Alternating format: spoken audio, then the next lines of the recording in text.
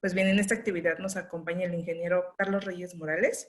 Él es egresado de la Escuela Superior de Ingeniería Mecánica y Eléctrica Unidad Culhuacán, perteneciente al Instituto Politécnico Nacional.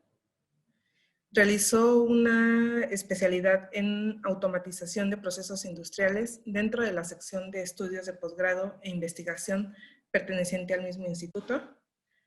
Brindó apoyo al Departamento de Electromecánica perteneciente al área de agua potable, alcantarillado y saneamiento durante su estancia en la Comisión Nacional de Agua, CONAGUA. En el transcurso de su estancia como ingeniero de mantenimiento a equipo médico en el Hospital de Especialidades del Centro Médico Nacional Siglo XXI, coadyuvó con su experiencia, conocimiento y actitud servicial y a mantener notablemente la vida útil y funcionamiento de la aparatología médica, lo cual repercutió directamente en la calidad de servicio brindado al derecho ambiente. Actualmente se encuentra laborando como ingeniero de proyectos dentro de la empresa denominada Epsilon-Pi, Ingeniería en Sistemas Estructurales y Protección Civil, SADCB, lugar que le ha permitido expandir sus conocimientos así como explorar sus habilidades. Ingeniero Carlos, muchas gracias por acompañarnos y le cedo la palabra. Muchas gracias. ¿Qué tal? Buenas tardes a todos.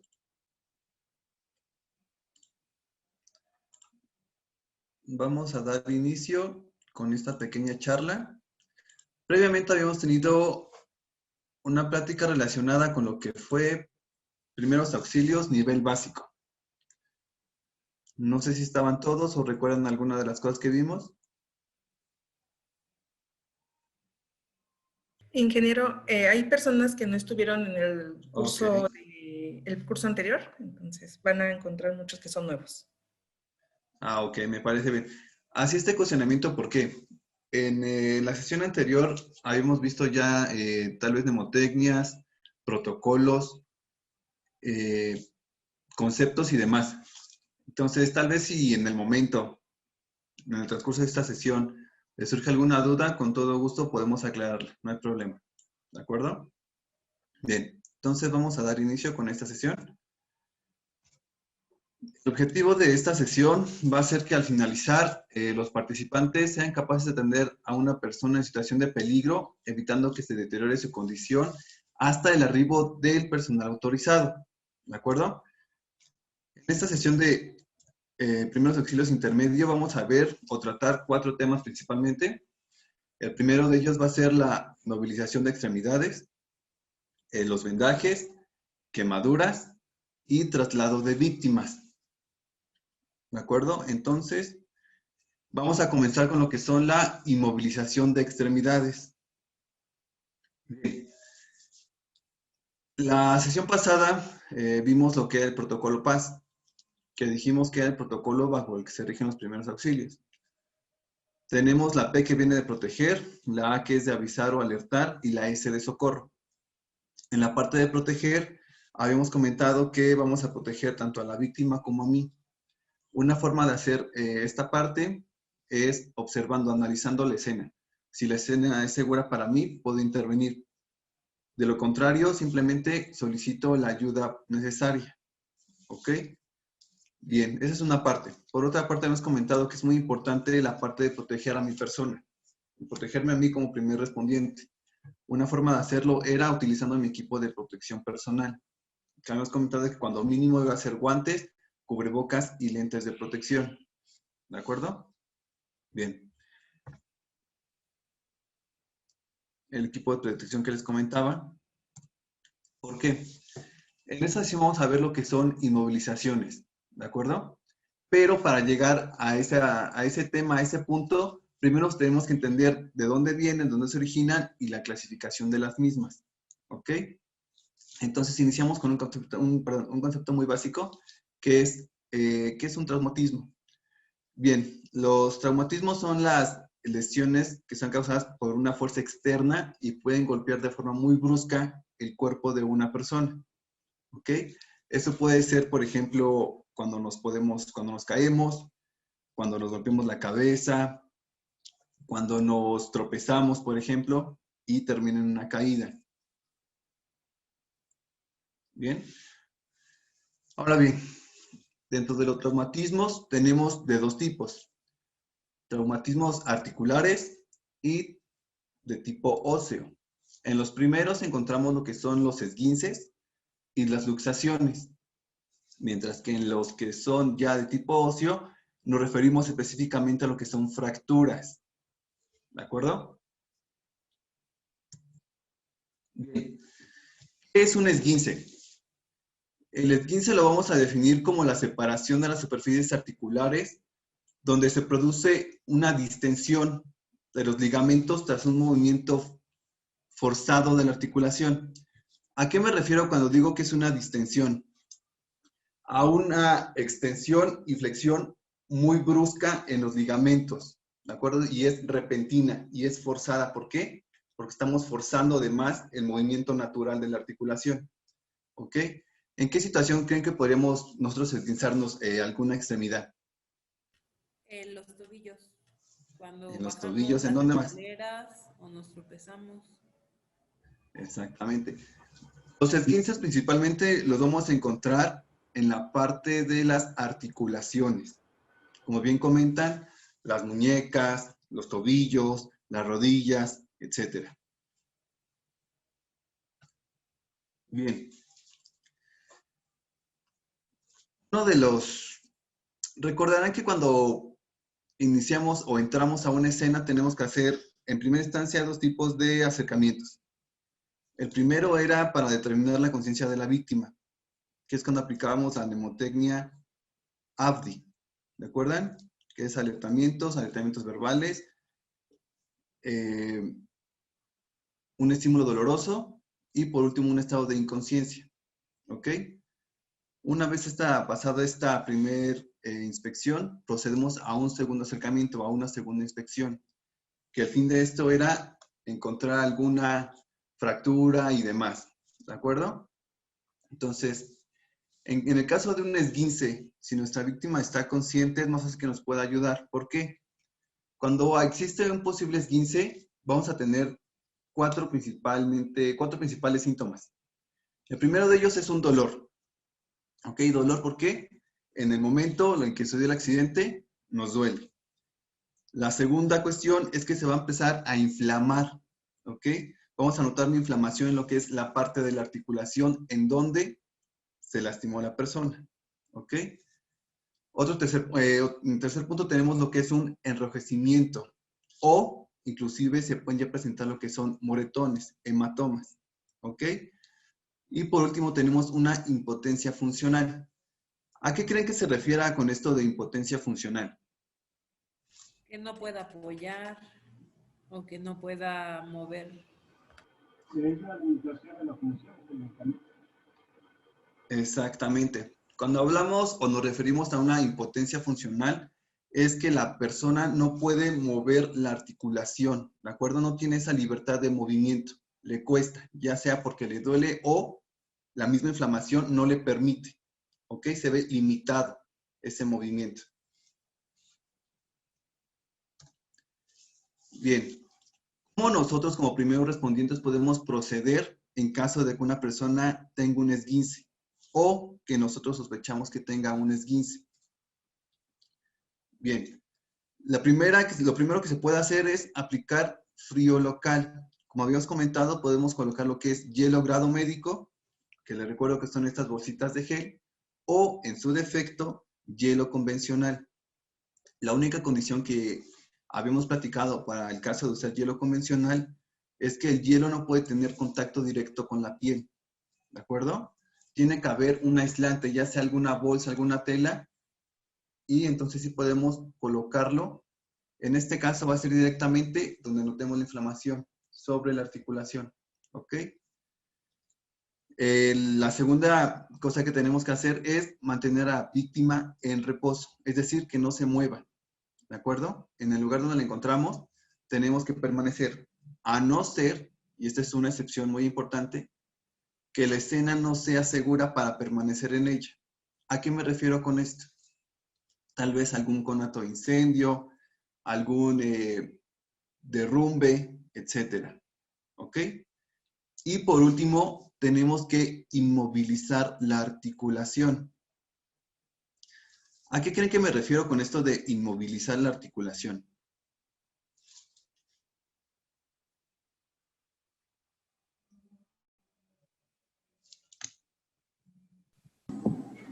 Pues que no tiene que tener movimiento la parte lastimada.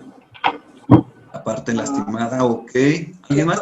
Causa mayor presión en cuanto a va a causar mayor parte de la lesión. Si va a 15, no hay una ruptura del ligamento como tal, pero en un movimiento indebido podemos generar o causar mayor daño a la parte afectada. Ok. Bien. ¿Y cómo creen que nosotros podemos inmovilizar alguna extremidad? Con vendas, un cabestrillo. Vendas, cabestrillos. ¿Qué más? ¿Cómo? ¿Algún dispositivo plano? ¿Algún dispositivo plano? ¿Como cuál? ¿O como qué? Podrían ser unas tablas con un vendaje para hacer una prueba. Ok. Bien. Creo que todos tenemos más o menos noción de lo que nos estamos refiriendo cuando hablamos de inmovilizar. Ese tema lo vamos a pasar más adelante, que es al que vamos a llegar. Bien. Dentro de lo que son los traumatismos articulares, tenemos lo que son las luxaciones, que es la separación mantenida de las superficies articulares, o lo que conocemos coloquialmente, un dislocamiento, ¿de acuerdo? Bien. ¿Qué síntomas yo podría notar en una persona que se acaba de luxar o tiene una posible luxación? En primera, va a ser un dolor, pero a diferencia de una persona con un esguince a una luxación, es que este dolor va a ir incrementando conforme va pasando el tiempo, ¿de acuerdo?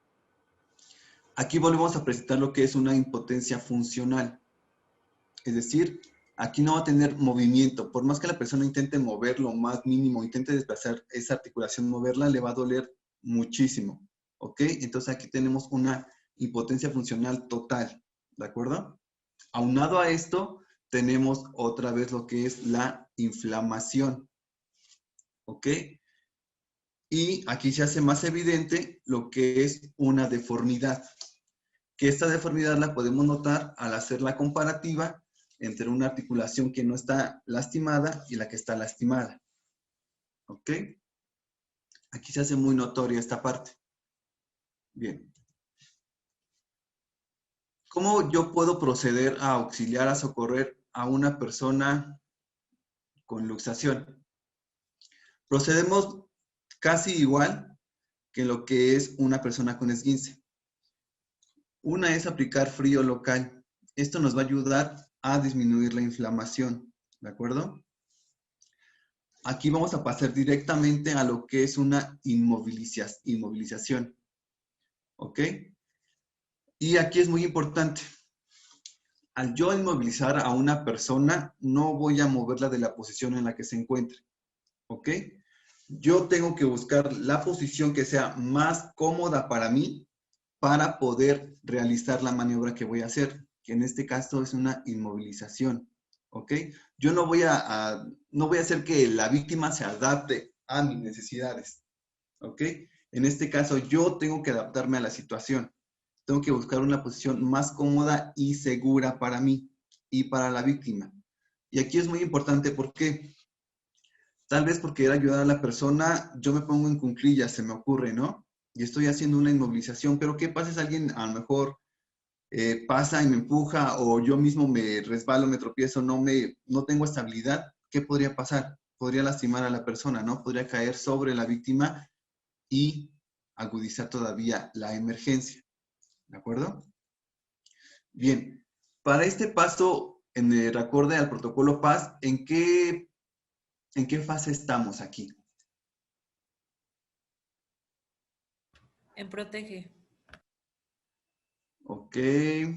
¿Alguien más? En proteger, ¿Cómo? técnicamente, ¿no? Ok, bien. Ya pasamos la parte de proteger, ¿de acuerdo? ¿Por qué? Porque ya tengo mi equipo de protección personal Yo ya analicé la escena y decidí que es segura. Por lo tanto, yo puedo actuar, decidí actuar. ¿Ok? Recuerden que era proteger. Luego viene la parte de el aviso, el alertar. ¿A quién voy a alertar o a quién voy a dar aviso?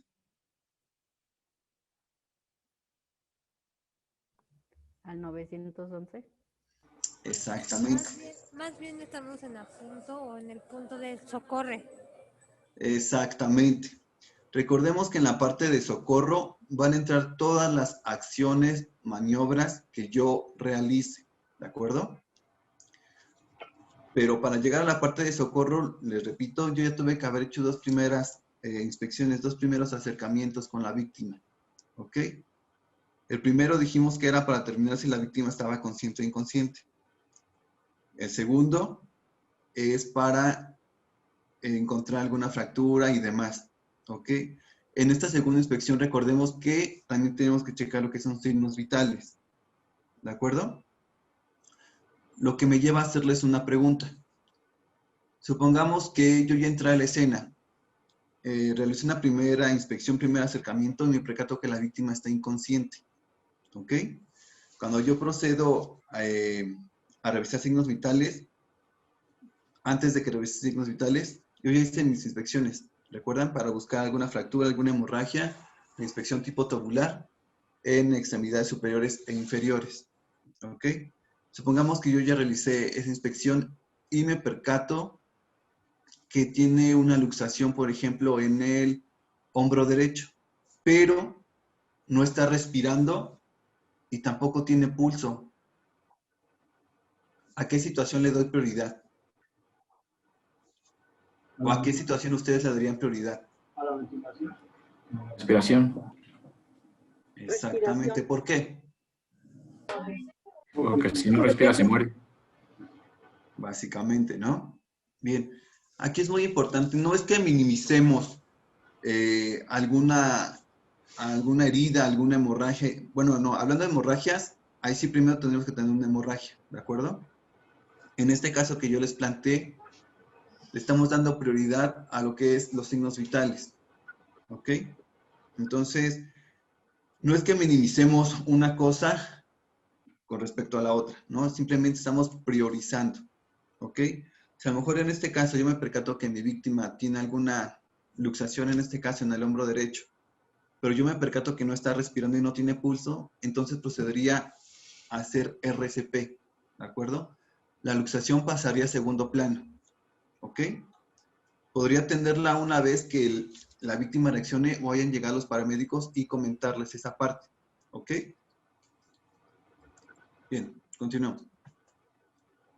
Ahora bien, dentro de lo que son los reumatismos óseos, recordemos que tenemos las fracturas, que básicamente una fractura se define como la pérdida de la continuidad en un hueso, ¿ok?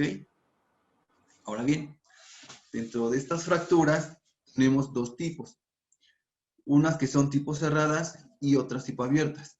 En las primeras, a pesar de que el hueso se rompe, no desgarra o no rompe el tejido cutáneo, no rompe la piel, ¿ok?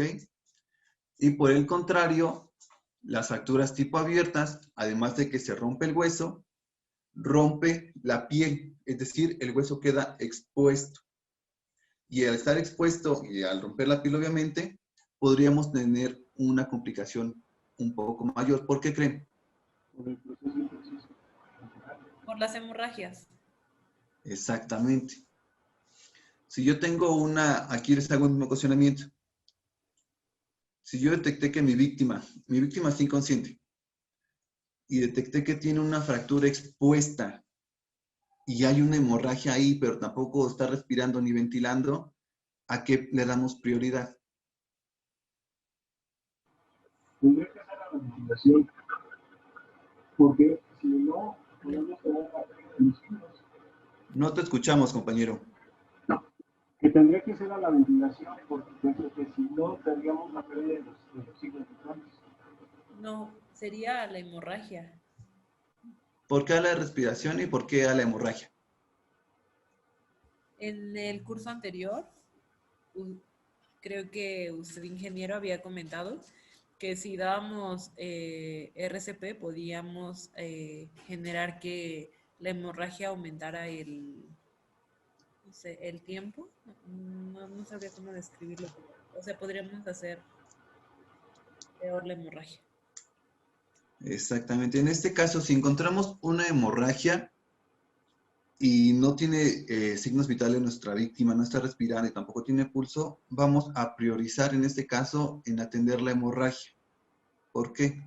Como recordarán, si yo aplico RCP, lo que estoy haciendo es una irrigación sanguínea. Estoy irrigando sangre. ¿Ok? ¿Por qué? Yo estoy sustituyendo temporalmente las funciones del corazón. ¿Ok? Entonces, si yo comienzo con las compresiones y no atiendo la hemorragia, la víctima va a comenzar a desangrarse. ¿Ok? Entonces voy a agravar todavía más la situación. En este caso, si somos dos primeros respondientes, los que estamos en la escena, uno podría atender lo que es la hemorragia y el otro lo que es la maniobra de RCP. ¿Ok?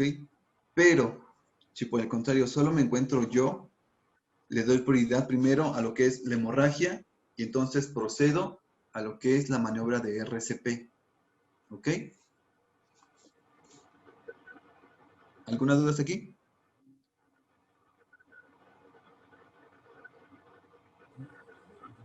Creo que no. No, todo bien. Bien, cuando hay una fractura, obviamente vamos a notar que la víctima tiene un dolor intenso que se va a ir incrementando con el pasar del tiempo. ¿Ok? Una inflamación que va a ser evidente. También se va a presentar una deformación cuando es una tipo cerrada. ¿Por qué? El hueso está roto y sin embargo aquí en la parte donde lo encontremos en los miembros superiores o inferiores, las piernas, vamos a ver una especie de bulto. ¿Ok? Cuando es de tipo cerrada. Entonces ahí presentamos también deformaciones. Tenemos una crepitación. ¿Han escuchado ese término? ¿O a qué le sonaría a ustedes crepitación? La crepitación puede ser la fricción entre dos huesos. Te escuchamos muy lejos, compañero. La crepitación es cuando chocan los huesos técnicamente. Ok. ¿Alguien más? Es como cuando los pacientes, bueno, sí, cuando una persona mayor dice como sentí que me tronó. Exactamente. Es como ese crujido, ese chasquido que podemos notar o podemos escuchar, mejor dicho. ¿Ok? Eso no quiere decir que, por ejemplo, en caso de una fractura, además de que el hueso está roto, está haciendo fricción. ¿Ok? Entonces a eso nos referimos con crepitación. Ese como chasquido, tronido que podemos escuchar.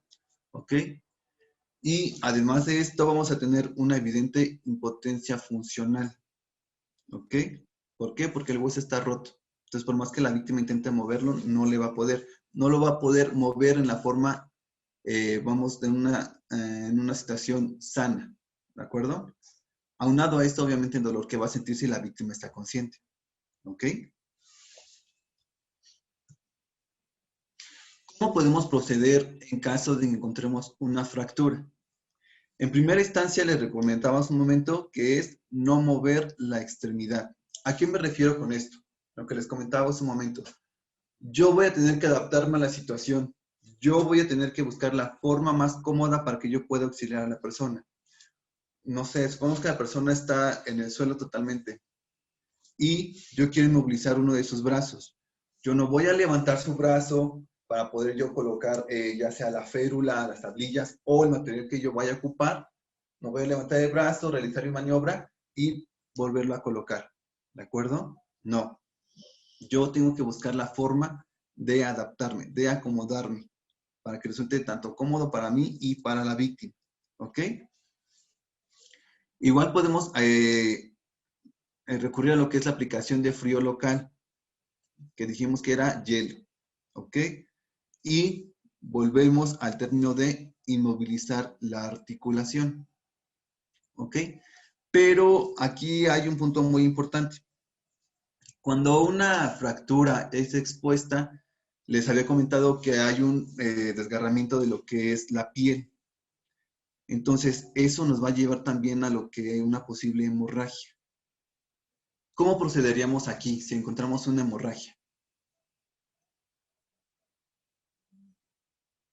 En el curso anterior había dicho que solo pusiéramos una gasa estéril. Exactamente, que no puede ser solamente una, las que sean necesarias. Pero aquí lo importante es que recordarán el método de contención de presión indirecta, ¿verdad? Perdón, presión directa. ¿En qué consistía ese método? ¿Recordarán así rapidísimo? Bueno, dependería mucho de dónde sea la hemorragia. No te estamos escuchando, compañero, te escuchas muy, muy, muy lejos. Habría que determinar qué tipo de flujo, de qué tipo de flujo de hemorragia, porque puede ser arterial o puede ser venoso. Dependiendo de ello también puede ser la gravedad, ¿no? Y finalmente lo importante sería aplicar presión previa a la fractura, previa a la lesión para tratar de evitar la hemorragia. Después proceder a poner los apósitos y fijar esa lesión que se llama expuesta. Entonces, creo que sería por presión, ¿no? Si no me equivoco. Ok. En el caso de que yo encuentre una fractura expuesta y obviamente presente hemorragia, como bien comentan, lo que voy a proceder a hacer va a ser simplemente colocar apósitos, ¿ok? Y no van a ser directamente donde está el hueso, sino más bien como rodeando esa parte del hueso expuesto, colocar los apósitos.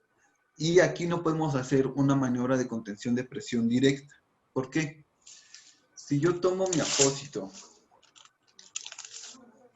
que de preferencia recordemos que tienen que ser gasas estériles, ¿ok? De ahí la importancia de contar con un botiquín de primeros auxilios. Supongamos que mi fractura está en esta parte, está expuesta, pero hay una hemorragia. Si yo quiero frenar la hemorragia aplicando presión directa, lo que voy a hacer es que voy a lastimar a la víctima, ¿ok? ¿Por qué? Porque si yo hago presión, estoy moviendo el hueso fracturado, ¿ok? Lo estoy intentando regresar a la posición original, ¿ok? Pero este hueso ya está fracturado. Si yo lo regreso, no va a regresar como se supone que tendría que estar, ¿de acuerdo? Aquí, ¿cómo procederíamos a actuar? Además de colocar los apósitos para intentar frenar la hemorragia, ¿qué otro método de contención de hemorragias habíamos visto? ¿Recordarán? Dijimos que había de presión directa e indirecta. Perdón, había uno donde poníamos las gasas estériles o los apósitos, los poníamos y después hacíamos el vendaje.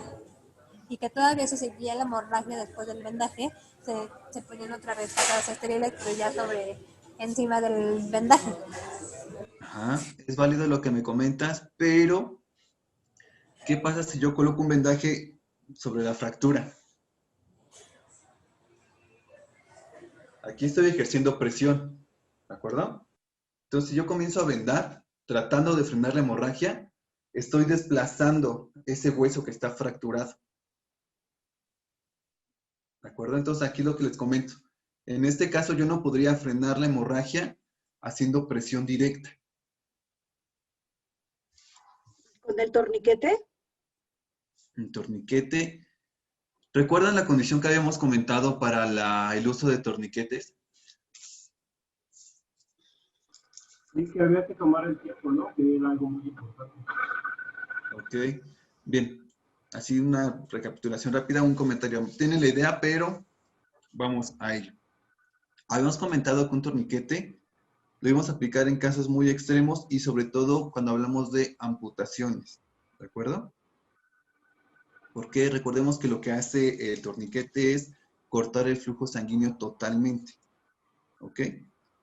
Entonces, ¿qué pasa si yo corto el flujo sanguíneo y esa persona tarda demasiado en llegar al hospital? ¿Pierde la extremidad? Podría perderla. ¿Por qué? Porque se presenta ya lo que es necrosis, porque no hay sangre. Claro. ¿Ok? Entonces, retomando este ejemplo que les comento, de una fractura expuesta.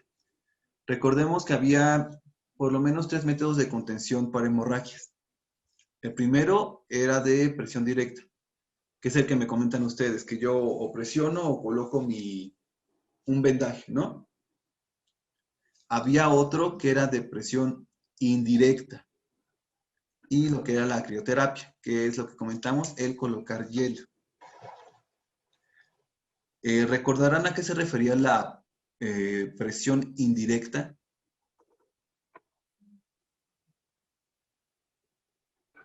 Es la presión. No es la que se elevaba bueno, elevaba la extremidad. En este caso sí. Ok. Tenías que comprimir con la yema del dedo la articulación, la arteria, perdón. Exactamente. Es presionar con la mano la articulación, la arteria más cercana. En este caso, una fractura. Si es una de brazo, podemos presionar la arteria humeral. ¿Recordarán? Porque si hago presión, puedo disminuir el flujo sanguíneo y además a esto, si coloco hielo, puedo todavía disminuir muchísimo más la hemorragia. ¿De acuerdo? Entonces, en este caso, de encontremos alguna fractura expuesta con hemorragia, ya dijimos que vamos a dar prioridad a la hemorragia. ¿Ok? Una vez que hayamos disminuido o frenado la hemorragia, en este caso, entonces sí, procedemos a inmovilizar. ¿De acuerdo? Ahora bien, ¿por qué no podemos levantar el brazo como comentaban para tratar de frenar la hemorragia? Si la situación fuese otra, a lo mejor alguna cortada y demás, podría funcionarnos, sí. Pero en este caso tenemos una fractura. Durante una fractura lo que menos buscamos es tener movimientos innecesarios. ¿Por qué? Porque podemos lastimar más a la persona. ¿De acuerdo? Entre menos movimientos yo realice para poder atender la extremidad dañada, va a ser muchísimo mejor y más rápido. ¿De acuerdo? No busquemos hacer movimientos innecesarios. ¿A qué me refiero con esto? Por ejemplo, si es algún esguince en el tobillo, por ejemplo, y yo quiero inmovilizar, ¿le quitarían ustedes los zapatos o se lo dejarían? Con todo y zapatos. Exactamente. ¿Por qué? Porque al manipularlo lo puedo lastimar más. Exactamente. En este caso lo que podríamos hacer es simplemente aflojar lo que son las agujetas. ¿Ok? Pero no retirarlo, no hacer movimientos innecesarios. ¿De acuerdo? Bien. ¿Por qué les di este como preámbulo antes de llegar a lo que era una inmovilización? Porque es muy importante que reconozcamos primero qué situación estamos atendiendo. ¿De acuerdo? Porque a lo mejor si yo no tengo noción de un concepto de lo que es, por ejemplo, esguince, luxación y demás, yo inclusive podría confundirlo, ¿no? A lo mejor con una fractura y proceder erróneamente. ¿De acuerdo? Entonces, así rapidísimo con lo que hemos avanzado hasta ahorita. ¿Cuál dirían ustedes que es una principal diferencia entre una fractura y un esguince?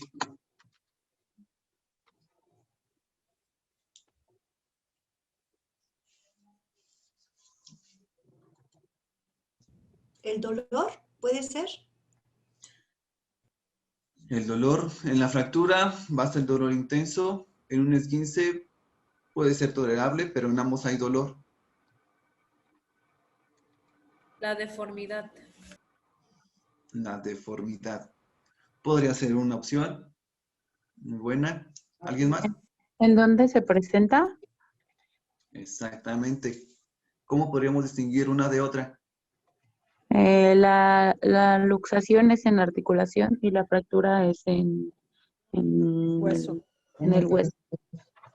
Exactamente. Y ahora bien, ¿cómo podría yo distinguir un esguince de una luxación? Entiendo que en el esguince el dolor se va a mantener estable, mientras que en la luxación el dolor va a ir subiendo, ¿no? O hasta que llegue a servicio de emergencias y le tomen unos rayos X.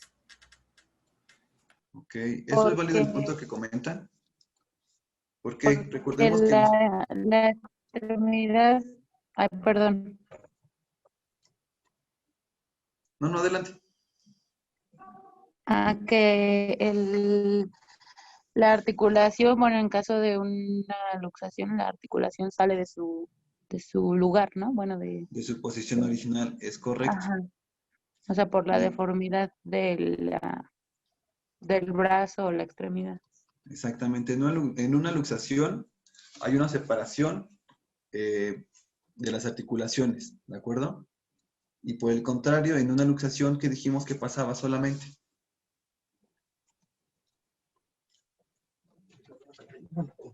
Una hiperextensión. Exactamente, una extensión y contracción de los ligamentos de manera abrupta, ¿ok?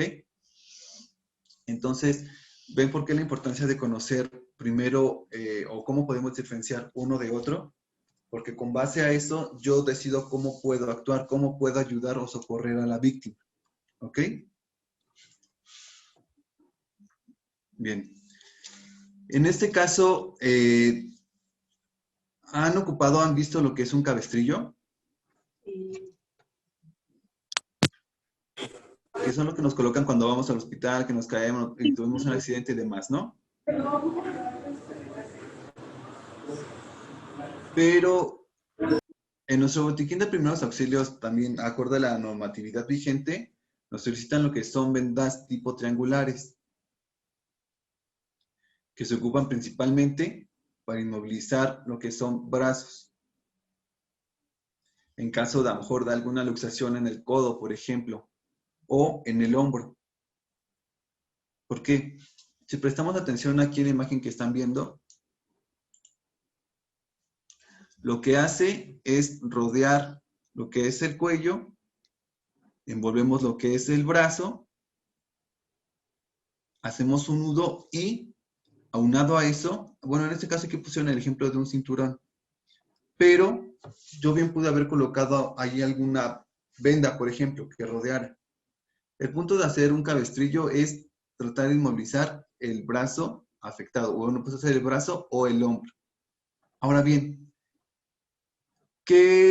¿por qué ponen el nudo a un lado del cuello y no atrás, por ejemplo? ¿Por qué creen?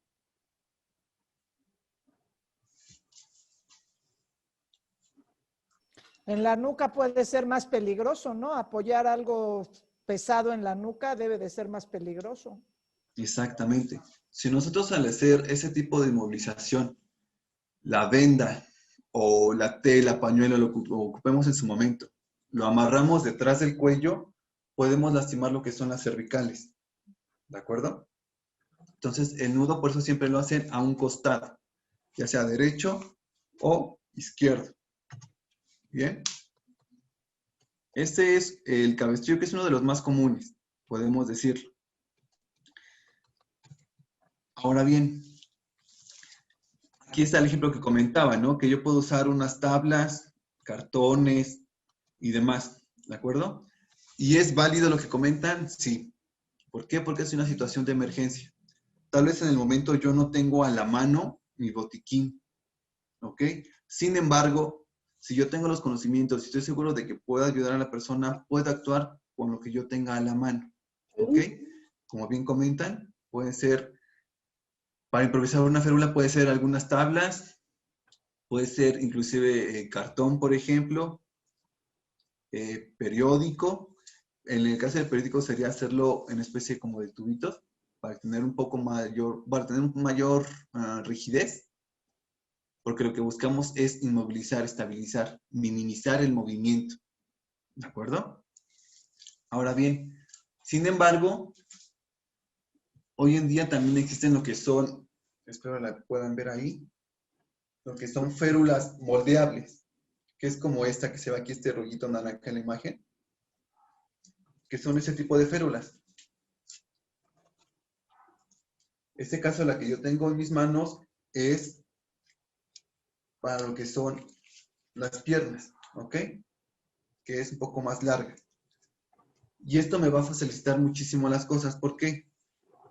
Al ser moldeable, yo puedo adaptarla al tamaño que yo requiero. ¿De acuerdo? Ahora bien, aquí es muy importante. Hace rato comentaban que si yo inmovilizo es porque busco que la articulación no tenga movimiento. Sin embargo, les hago la siguiente pregunta. ¿Solo busco que la articulación afectada no tenga movilidad? ¿Solo tengo que enfocarme en la articulación afectada? Más bien, no sé si esté bien, pero más bien es como que sí, que no se mueva la articulación para que no se afecte, pero también podría ser como para que también, llegado en algún punto, se llegue como a reacomodar o llegue a lo más que se pueda. Ok, muy bien. ¿Es correcto lo que comentan? Lo que buscamos es minimizar el movimiento. Sin embargo, hay una, no me gusta decirlo como regla, pero sí tomándolo como un tip. Una vez que yo identifiqué la articulación, por ejemplo, hablando de un esguince afectada, no simplemente voy a buscar inmovilizar esa articulación. Lo que voy a hacer es inmovilizar la articulación adyacente a esa articulación afectada. ¿A qué me refiero con esto? Esta férula ya es para lo que son extremidades superiores. ¿De acuerdo? Supongamos que lo que yo tengo esguinzado en este caso sería mi muñeca. ¿De acuerdo? ¿Qué pasa si yo solo coloco aquí, no sé, a lo mejor algún cartoncito o con esta misma busco la manera de apoyar? Lo que va a estar quieto aquí va a ser nada más la articulación de muñeca. ¿De acuerdo? Pero aquí yo puedo estar moviendo mis dedos. ¿De acuerdo? Y recordemos que mis dedos siguen unos tendones. ¿Y esos tendones por dónde están pasando? Ahora bien, también tengo lo que es mi codo. ¿De acuerdo? Entonces, no simplemente me voy a enfocar en inmovilizar la articulación dañada. Tengo que inmovilizar las articulaciones adyacentes. ¿Ok? ¿A qué me refiero con esto? Con ayuda de mi férula, lo que voy a hacer es, en este caso que es moldeable,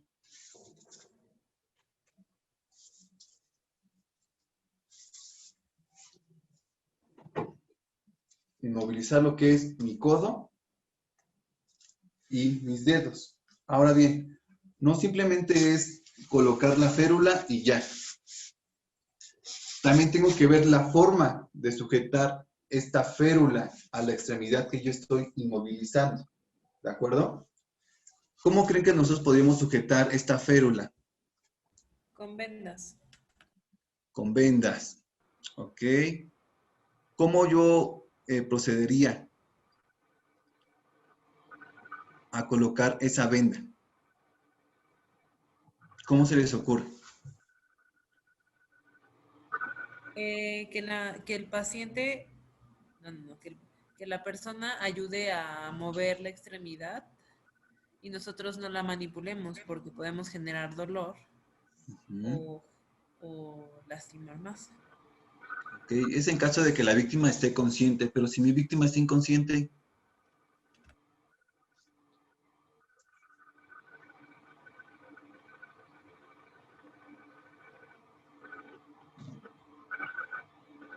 ¿cómo procederemos ahí? No utilizar la venda completa, sino, bueno, como se ve en el dibujo, ir cortando partes y ahora sí que amarrando, ¿no?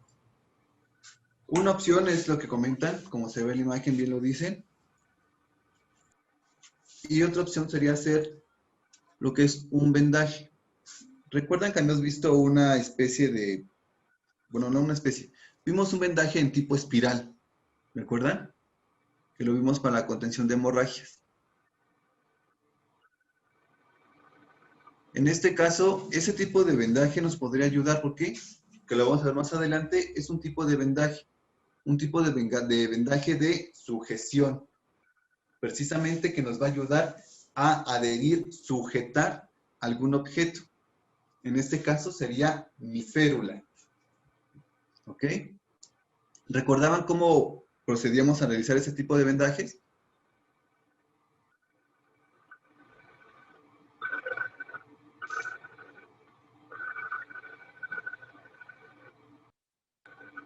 Si no me equivoco, es de la zona que está la velocidad, ¿no? Ajá, ¿cómo procedíamos a hacer ese tipo de vendajes?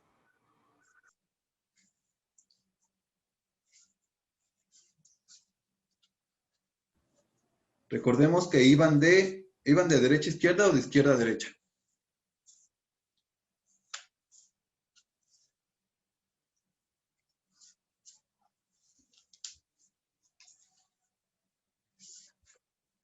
Recordemos que mis vendajes comienzan siempre de izquierda a derecha, ¿de acuerdo? Voy a levantar un poco. En este caso, aquí tengo lo que es mi férula, ¿de acuerdo? Estoy buscando inmovilizar lo que son el movimiento de mis dedos y mi codo, ¿ok?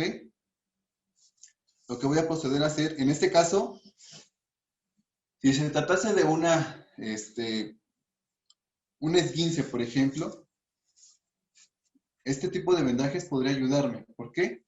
Porque simplemente voy a sujetar, ¿de acuerdo?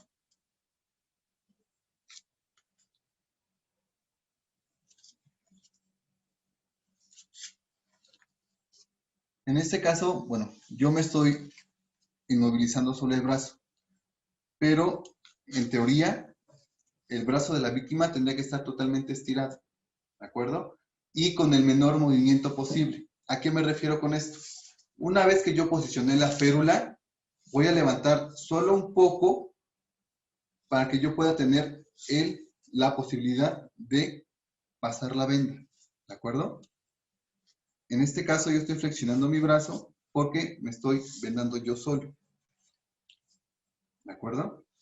Ahora bien, el objetivo de inmovilizar las articulaciones o la articulación más próxima a lo que es la del área afectada es por lo siguiente.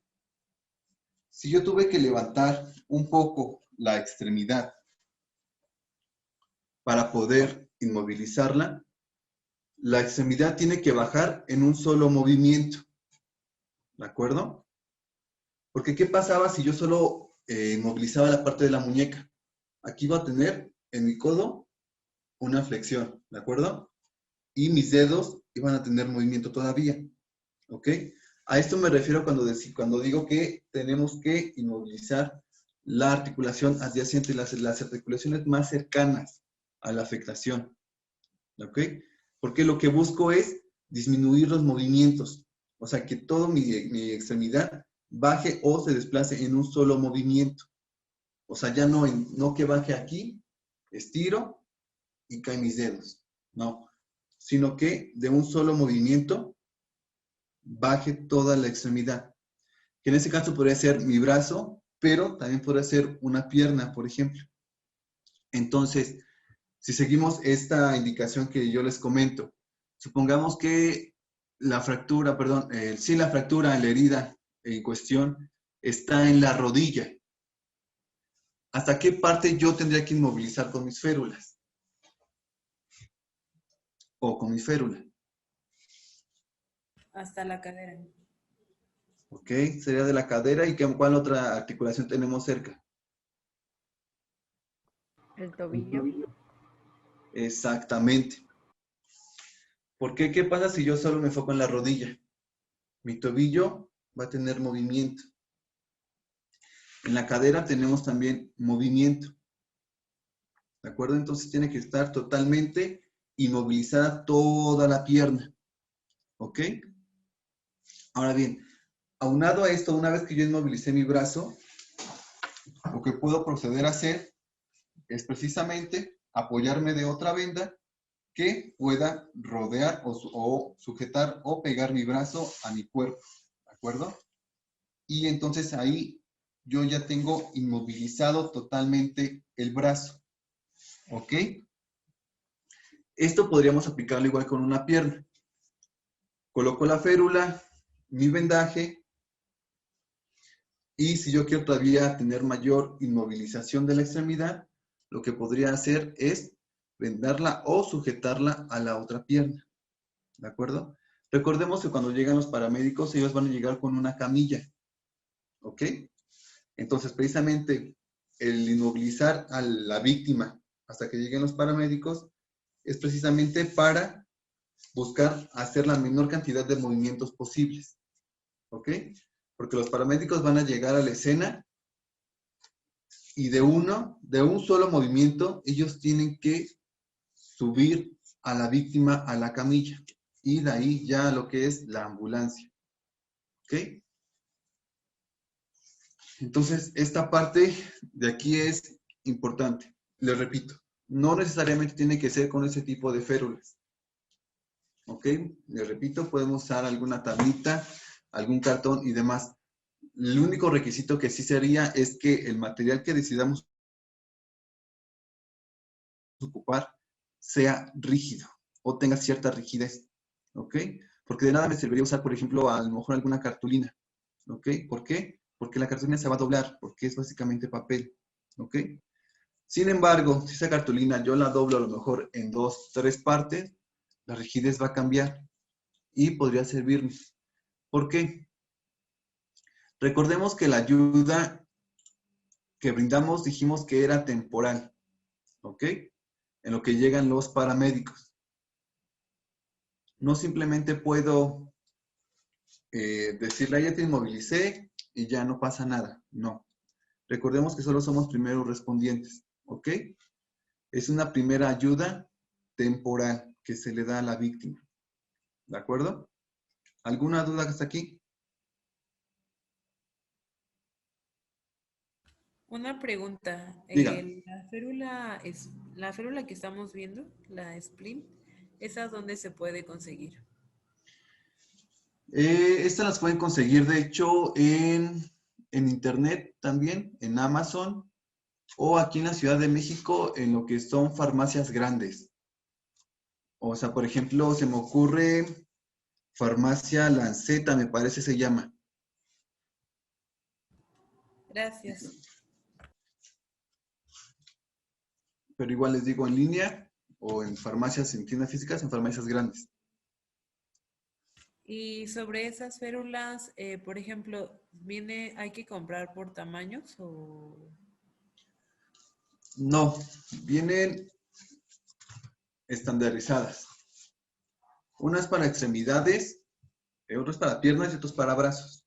La diferencia, a lo mejor aquí no la alcanzan a ver por la pantalla, pero la diferencia es muy notoria. Entonces, lo que sí es que podrían cambiar para pediátricos. A lo mejor no puede ser tanta diferencia. ¿Por qué?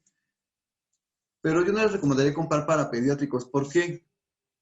Porque, por ejemplo, esta es para brazos y se podría adaptar perfectamente a algún bracito de un niño.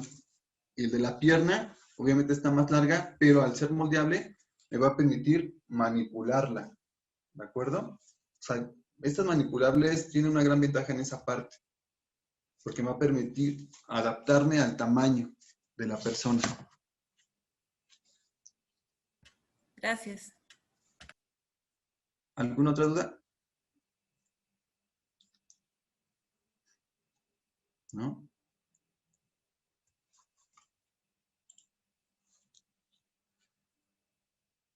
Bien.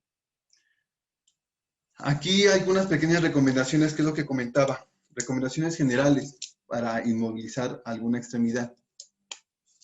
En primero es el hacer uso de férulas.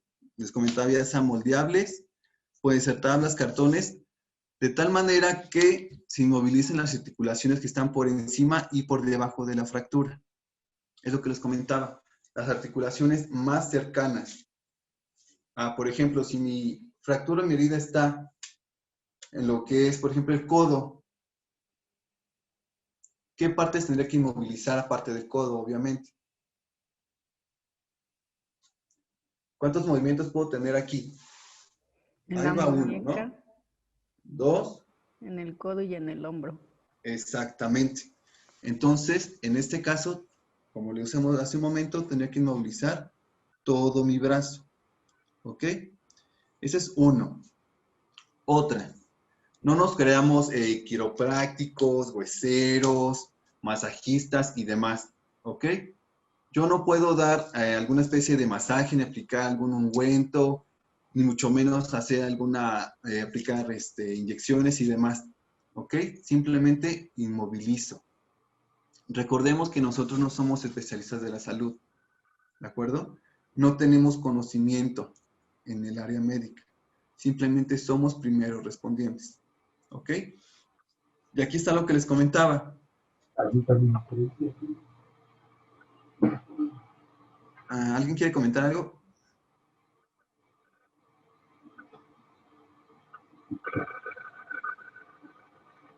No, todavía. Ok. Bien, aquí está la parte que les comentaba sobre el evitar retirar el calzado. ¿Por qué? Porque esto nos involucra hacer movimientos innecesarios que pueden agravar todavía la situación. Podemos agravar la condición de la persona, ¿ok? Y lo que les comentaba también muy importante. Si nosotros vemos una fractura, no importa que sea expuesta o cerrada, nunca vamos a intentar o tratar de regresar el hueso a la posición original. Esto aplica para fracturas o luxaciones, ¿de acuerdo? O sea, si yo veo que es una luxación, yo no voy a intentar reacomodar esa articulación. Para eso simplemente estoy inmovilizando. Ya si llegan los paramédicos, ellos sabrán cómo proceder. ¿Cómo se regresa el hueso a su lugar? ¿Cómo? Y entonces, ¿cómo se regresa el hueso a su lugar? Bueno, esas son maniobras que ya realizan los paramédicos para regresar precisamente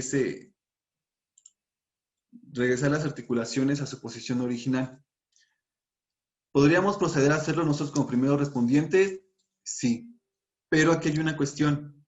Si yo no conozco en dónde realizar el movimiento, o a qué dirección, o cuánta fuerza aplicar, simplemente podría lastimar a la persona y lejos de ayudarla, le estaría causando un daño.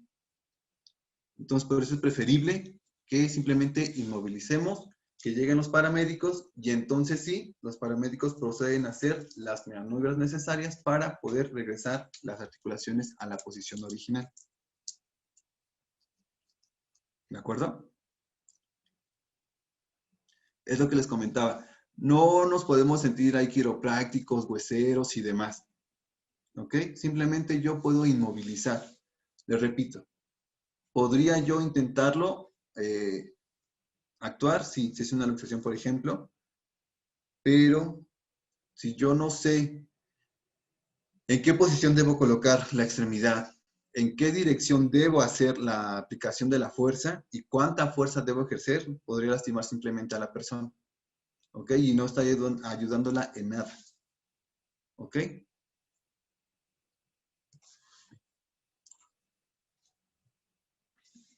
¿Alguna duda hasta aquí?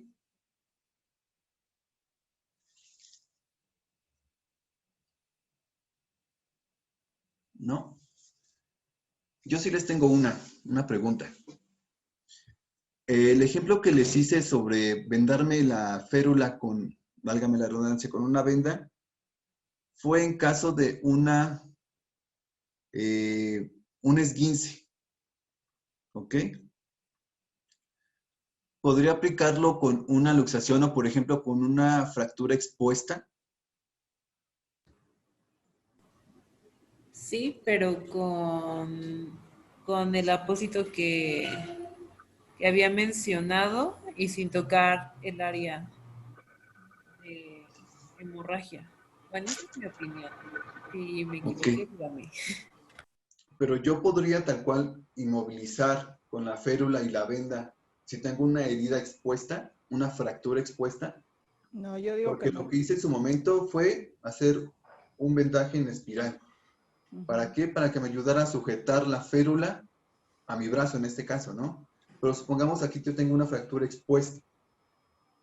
¿Podría yo ocupar ese tipo de vendaje? No. ¿No? ¿Por qué no?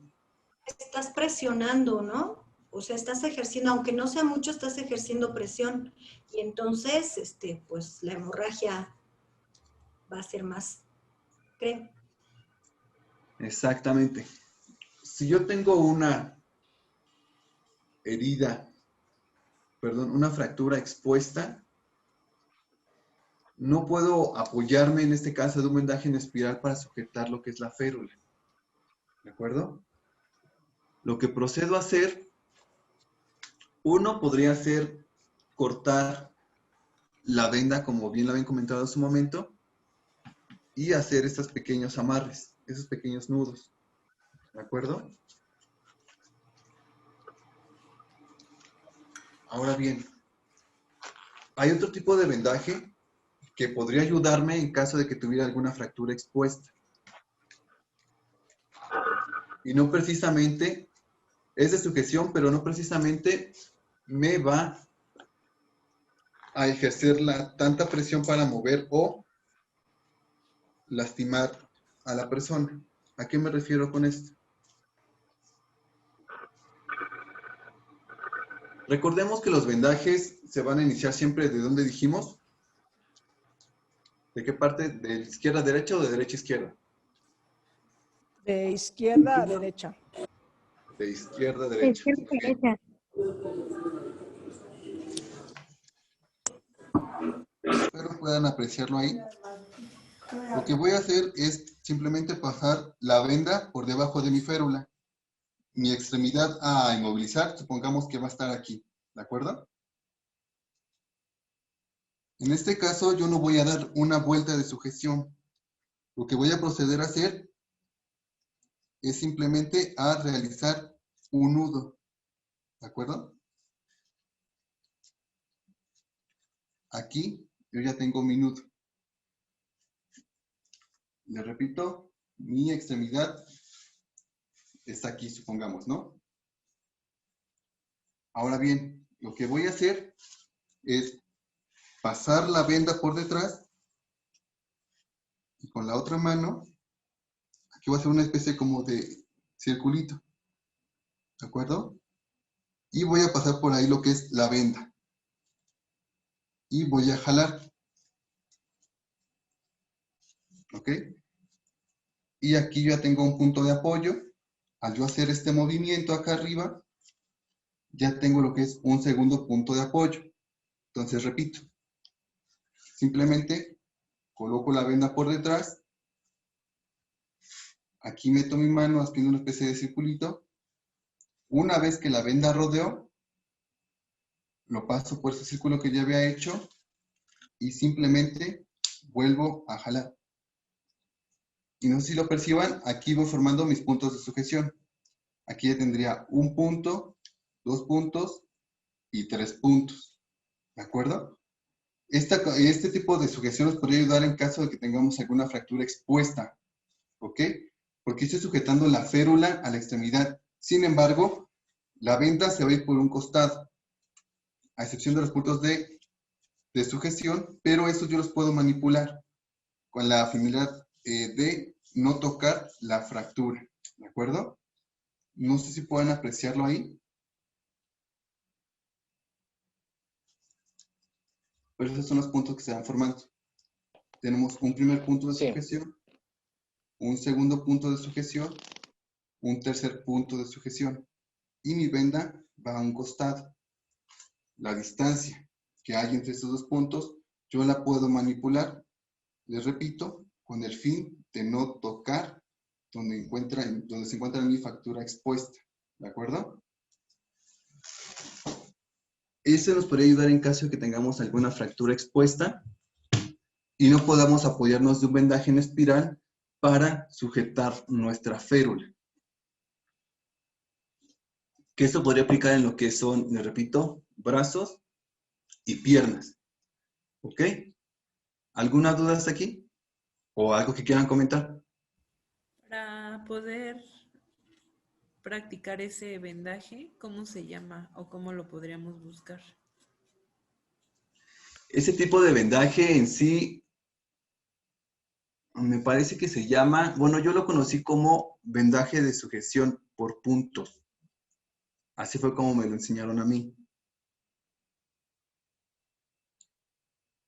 Porque no es tan común, de hecho. El más común, le repito, es el tipo espiral, o en su defecto, el que les comentaba aquí, el de ir cortando e ir sujetando nosotros. Pero así lo podrían buscar. Gracias. ¿Alguna otra duda?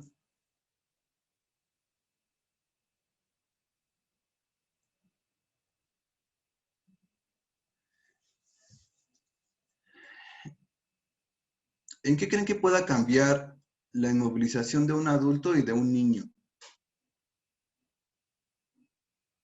¿O qué factores creen que podría influir en yo poder inmovilizar a un adulto y un niño? Suponiendo que la víctima en cuestión esté consciente, por ejemplo. El tutor, la madre, el padre, dependiendo de quién esté a cargo del niño. Exactamente. Recordemos, si se trata de un niño, es todavía un poco más complicado el asunto. ¿Por qué? Porque son menores de edad. ¿Ok?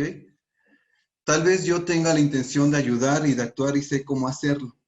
Pero si no tengo el consentimiento del niño y además el tutor en cuestión me impide el poder auxiliarlo, simplemente llamo a emergencias. ¿Ok? Yo no puedo intervenir si no me lo permite. ¿De acuerdo? Entonces, en el caso de menores, necesitamos el consentimiento tanto del tutor como de la víctima, el niño. ¿Ok? Entonces, ahí recuerdan la mnemotecnia Pradedesma, que es cuando nuestra víctima está consciente. Que el primer paso de esa mnemotecnia era el presentarme. ¿Ok? Entonces es un punto muy importante a considerar a nosotros al hacer no solamente una inmovilización, sino cualquier maniobra con un menor de edad. ¿De acuerdo? ¿Alguna otra pregunta?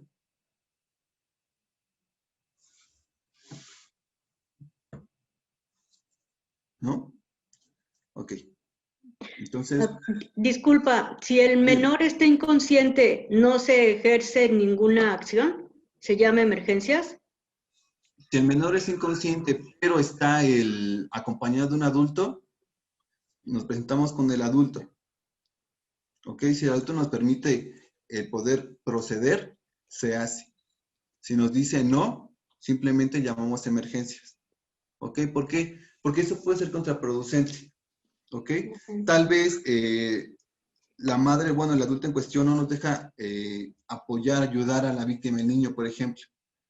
¿Y qué tal qué pasaría si yo actúo, no importándome que la madre o el tutor en cuestión me hubiese dicho no, y el niño, supongámoslo, a lo mejor no pase nunca, el niño se agrava o fallece? ¿A quién creen que van a culpar ahí? Pues a mí. Exactamente. ¿Por qué? Porque yo, a pesar de que la persona me dijo no, yo procedí a actuar. ¿De acuerdo? Tal vez no solamente con la intención de querer ayudar a la víctima, pero muchas veces puede resultar contraproducente. Entonces recordemos esta parte. Primero estoy yo. ¿Ok? Estoy yo y yo no soy un héroe y no pretendo serlo. ¿De acuerdo?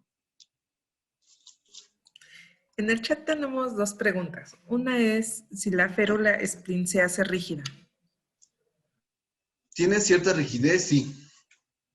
Pero les repito, hacer moldeable me va a permitir tener cierta flexibilidad. Pero si es rígida comparándola, por ejemplo, con una madera, no. ¿Por qué? Precisamente el objetivo de esto es que sea moldeable. Me brinde la rigidez suficiente para inmovilizar, pero no me va a brindar la misma rigidez que un material más duro, por ejemplo. Porque este es un material maleable. Entonces, obviamente la dureza no va a ser la misma. Que el objetivo de estas férulas, repito, es precisamente eso. El poder adaptar a la forma de la extremidad, tanto del ancho como del largo. ¿Y cuál es la otra? La otra pregunta es, una vez atendida la hemorragia, ¿se procede a RCP? Aquí va a depender. Si yo ya atendí la hemorragia, pero mi víctima está consciente, ahí no aplicaría RCP. Por el contrario, si mi víctima estuviese inconsciente y yo veo que no respira y no tiene pulso y había una hemorragia, primero atiendo la hemorragia y después procedo al RCP. En caso de que la víctima esté inconsciente, ¿ok? No siempre se va a aplicar RCP. ¿Por qué? De aquí lo que les comentaba de la segunda inspección que hacemos con una víctima, que es para determinar, valorar signos vitales y el estado físico como tal de la persona, ¿ok?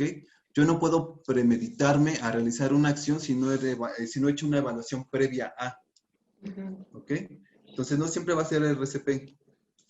Podría ser, como bien lo comentan, alguna hemorragia. Entonces, mi maniobra en lugar de ser RCP va a ser una contención de hemorragia. Por eso, me estoy poniendo en un caso extremo que está inconsciente y que se está desangrando. Dijo que atendiéramos primero la hemorragia. Es correcto. Ok, sí. Muchas gracias. Ok. Bien.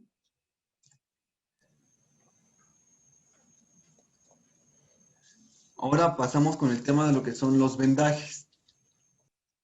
Bien.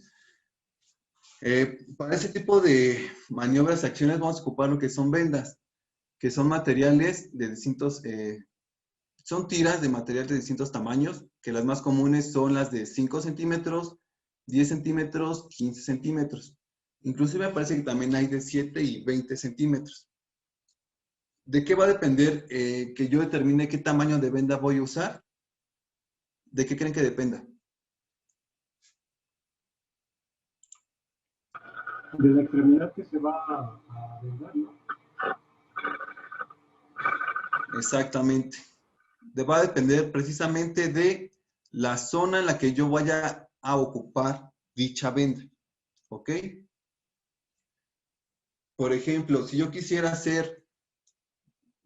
inmovilizar, como vimos hace un rato, el hombro haciendo un vendaje ya sea triangular o con un cabestrillo y ocupo una venda de 5, ¿cree que me funcionaría?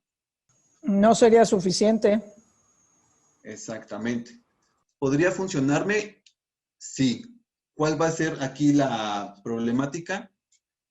En este caso, el ancho de la venda. ¿Y cuántas vendas tendría que ocupar? Porque esta venda mide 5 centímetros. Por ejemplo, si yo ocuparía una de 15, tal vez sería más rápido poder realizar ese tipo de vendaje. ¿De acuerdo? ¿Por qué? Porque el área de esta venda es mayor a la de 5. ¿Ok? Entonces aquí ya estamos optimizando tiempo y material. ¿De acuerdo? Que por esto, precisamente en nuestro botiquín y de acuerdo a la normatividad vigente, nos piden tener vendas cuando mínimo de 5, 10 y 15 centímetros. ¿De acuerdo? Ahora bien, así como lo hay también en tamaños, van a variar de acorde al material con el que están hechos. Que las más comunes que la que conocemos como esta, que son de algodón y se ocupan, como ya vimos, para proteger la piel y prominencias óseas, que es lo que les comentaba. Cuando hay una fractura expuesta, podemos colocar un apósito. ¿De acuerdo? Pero igual podemos colocar simplemente una venda. ¿A qué me refiero con colocar? No voy a realizar el vendaje como tal, ¿de acuerdo? No la voy a presionar. Simplemente puedo colocarla. Eso, por ejemplo, aplicaría con lo que son quemaduras. ¿Por qué? Porque estoy protegiendo la piel de agentes externos. ¿Ok? En este caso podríamos utilizarlas. También tenemos las que son de tipo elástico, que normalmente estas las vemos, por ejemplo, en los hospitales. O cuando vamos a donar sangre, por ejemplo, que nos sacan, bueno, antes, ahorita creo que ya no, sacaban lo que era la muestra sanguínea, te ponían el apósito, y si no te ponían un curita o algo, te ponían 2 o 3 vueltecitas de una venda elástica. De esas que ya no necesitan mariposas para poder sujetarse. ¿Ok? Tenemos también las que son adhesivas, que son los elásticos semiblandos, que son parecidas a las que le comento. La diferencia ahí va a ser los colores. Pero eso normalmente se ve, les repito, en lo que son hospitales. ¿De acuerdo? Al igual que las de tipo yeso. Que las de tipo yeso ya son para inmovilizaciones una vez que el paciente, perdón, que la víctima llegó al hospital. ¿De acuerdo? Eso entra de lo que son los cuidados hospitalarios. ¿Ok? Normalmente nosotros como primeros respondientes vamos a ocupar este tipo de vendas, que son las de algodón. ¿Por qué? Porque son las más fáciles de conseguir y son las que podemos tener más a la mano.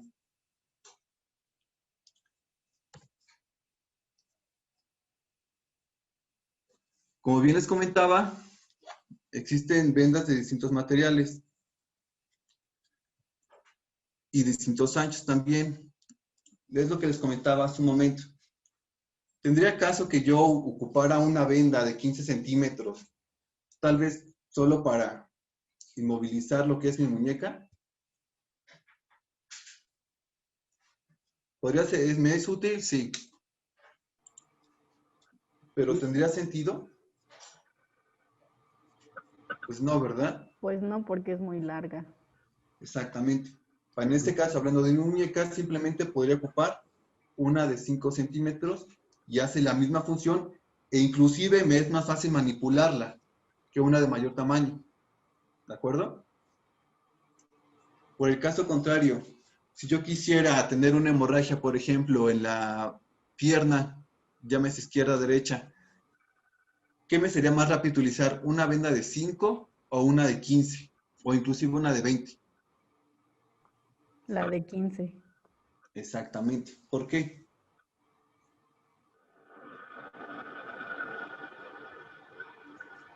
Pues por el tamaño pues de la pierna es más fácil de, bueno, y el tamaño de la venda es más fácil de distribuirla por toda la pierna a una de 5 centímetros. Exactamente. Aquí me va a ahorrar tiempo. ¿Ok? Y recordemos que el tiempo en una emergencia es vital. Da la importancia de tener distintos tamaños, pero no solo el tenerlos y ya, sino el nosotros tener el raciocinio de saber cuál nos conviene usar o cuál vamos a ocupar en determinada emergencia. ¿Ok? Aquí recuerdan que les he hablado de una venda tipo triangular, que es la que ocupamos normalmente para cuando son cabestrillos, perdón. Ese tipo de vendas normalmente tienen una resistencia mayor a que son de tipo algodón. ¿Por qué? Porque lo que se busca con ese tipo de vendas es abarcar un área mayor. ¿Ok? Y aquí son lo que les comentaba, que son de tipo triangular. Tal cual. Si no podemos tener una de esas en los botequines, podríamos apoyarnos a lo mejor con alguna tela, algún trapo y demás. ¿Ok? O en su defecto, como vemos aquí, también podríamos hacerlo con una venda. ¿Ok? Que en este caso yo recomendaría una de 20. Esta es de 15 centímetros. Pero hay una de 20 que abarca todavía mayor área. ¿Por qué? Porque me va a facilitar el trabajo a mí y me va a ayudar a ahorrar tiempo.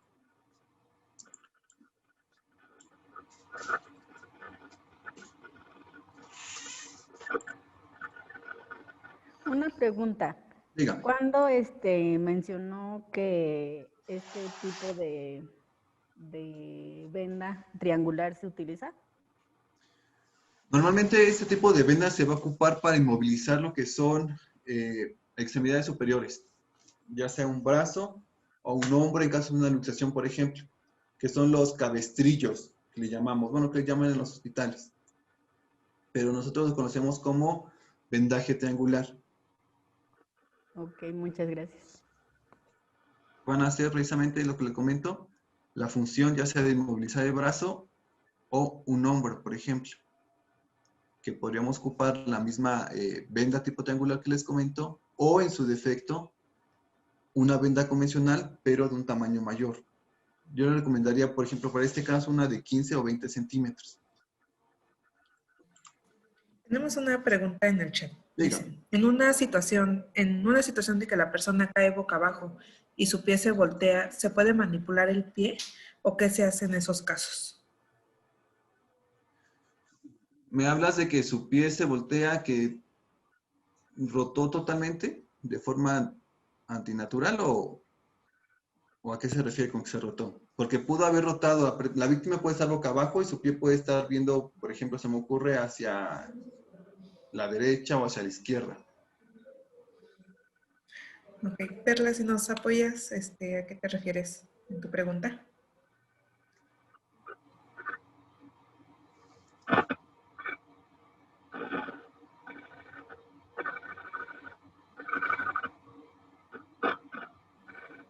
Sí, quedó como hacia la izquierda, pero sí como que se volteó la parte del tobillo. Ok. Pero cayó. En este caso, la víctima estaba consciente. Sí, Obviamente se quejaba del dolor. bastante. ¿Tú qué pudiste notar de su tobillo? Imagino estaba, si no morado, estaba rojo ya, estaba hinchado. Sí, se empezó a hinchar, no tenía coloración natural, pero se empezó a hinchar muy, bueno, estaba muy hinchado. ¿Ok? ¿Había deformación en la articulación? Sí. ¿O simplemente hinchazón? Deformación. Ok. Aquí lo que procedería era inmovilizar lo que es, en este caso fue en el tobillo, tenemos que movilizar toda la pierna. ¿Ok? ¿Podremos manipularla? Sí. Pero aquí la cuestión es que la víctima estaba consciente. Entonces, si yo hacía movimientos bruscos o innecesarios, podía lastimar a la persona. ¿Ok? ¿De poder manipularlo? Sí. ¿Por qué? Porque estamos hablando ya, a lo mejor, por lo que me comentas, se me ocurre que pudo una luxación en el tobillo, por la deformación que comentas. Sí. En este caso, si la víctima estaba consciente, era en los menores movimientos posibles, girarlo para yo poder ayudarlo. Es decir, simplemente que quedara boca arriba. ¿Ok? En este caso, con 2 movimientos, esa persona tuvo que haber quedado boca arriba para entonces yo poder proceder a inmovilizar lo que era su tobillo. Que para eso yo ocuparía, por ejemplo, la férula. Supongamos que aquí venía, está la rodilla, aquí venía el tobillo, está su pie, y con esto simplemente dar la forma. Ahora bien, en el caso de un tobillo, por ejemplo, que uno que lo comentes.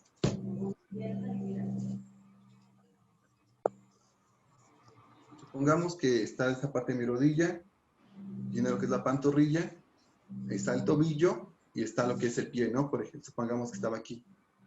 Ahora bien, cuando yo coloque la férula, no me voy a limitar simplemente a que llegue al tobillo, ¿ok? Sino, por ejemplo, es lo que les comentaba, este tipo de férula moldeable me va a permitir manipularlo. Y en este caso tendría que también colocar todo lo que es la planta del pie, tal cual colocar, aquí está la rodilla, tiene la pantorrilla, el tobillo y su pie. Y entonces aquí sí poder sujetar la férula, ¿ok? Pero incluyendo todo lo que es el pie. No nos limitemos hasta el tobillo, sino al pie. ¿Por qué? Para yo poder, en este caso, inmovilizar y colocar la férula abajo de la pierna, tuve que haber levantado la misma, ¿no? Un poco, para por lo menos yo poder meter la férula. ¿De acuerdo? Sí. Ya coloqué mi férula, la moldeo, veo que se ajuste al tamaño del pie y demás, y comienzo a sujetar. Ahora bien, al yo hacer los movimientos para colocar mi sujeción, tengo que elevar un poco la pierna. Entonces, para empezar, ahí el dolor ya está presente. ¿De acuerdo? Lo que tengo que hacer es buscar el menor número de movimientos. Entonces, una vez que yo ya haya sujetado toda mi férula, es lo que les comentaba, tiene que bajar en un solo movimiento. ¿Ok? Porque así estamos aminorando un poco el dolor y las molestias. Y estamos inmovilizando totalmente toda la extremidad, no solo el tobillo. ¿Ok? Lo que buscamos con esto es realizarlo en los menores movimientos posibles. Entonces, ya que había sujetado, simplemente bajaba. Ahora bien, para este punto, yo ya tuve que haber activado el sistema de urgencias médico. ¿De acuerdo? Sí. Entonces, una vez que el paramédico llegara, entonces yo poder explicar lo que había procedido a hacer como primer respondiente o cómo yo auxilié a esa persona. Porque a lo mejor, si yo le doy esa información al paramédico, el paramédico se puede dar un panorama más amplio de cómo poder, entonces sí, ya la ambulancia y demás, poder ayudar a esa persona. ¿Alguna otra duda? No, muchas gracias.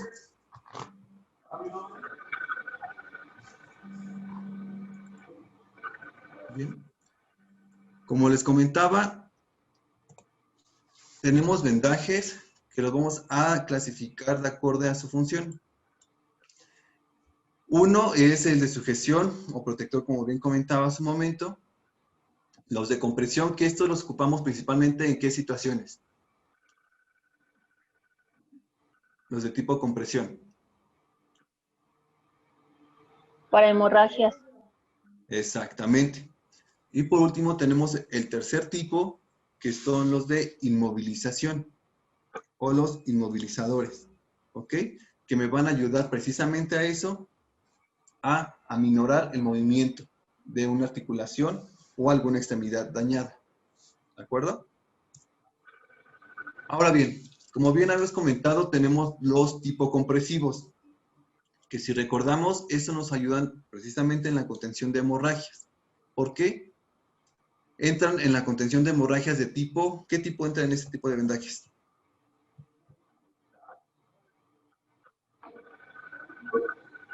En contención de hemorragias, si recordamos así rapidísimo, ¿en qué tipo de contención entra en ese tipo de vendajes? ¿Directa? Exactamente. Entonces, esto nos va a ayudar precisamente a atender lo que son hemorragias. ¿De acuerdo? Pero recordemos que no simplemente es colocar la venda y ya. Nos tenemos que apoyar de apósitos. ¿Ok? ¿Cuántos apósitos tenemos que poner o debemos colocar?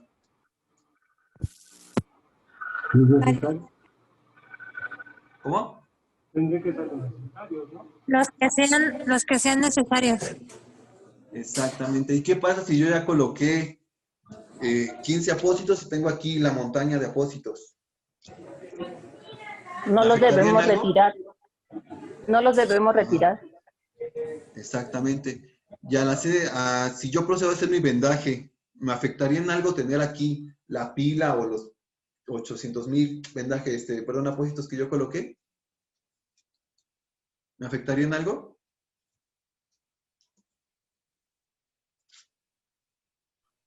Pues propiamente no, el riesgo sería retirarlos porque lo que haya coagulado la sangre, tengo el riesgo de que se reinicie la hemorragia.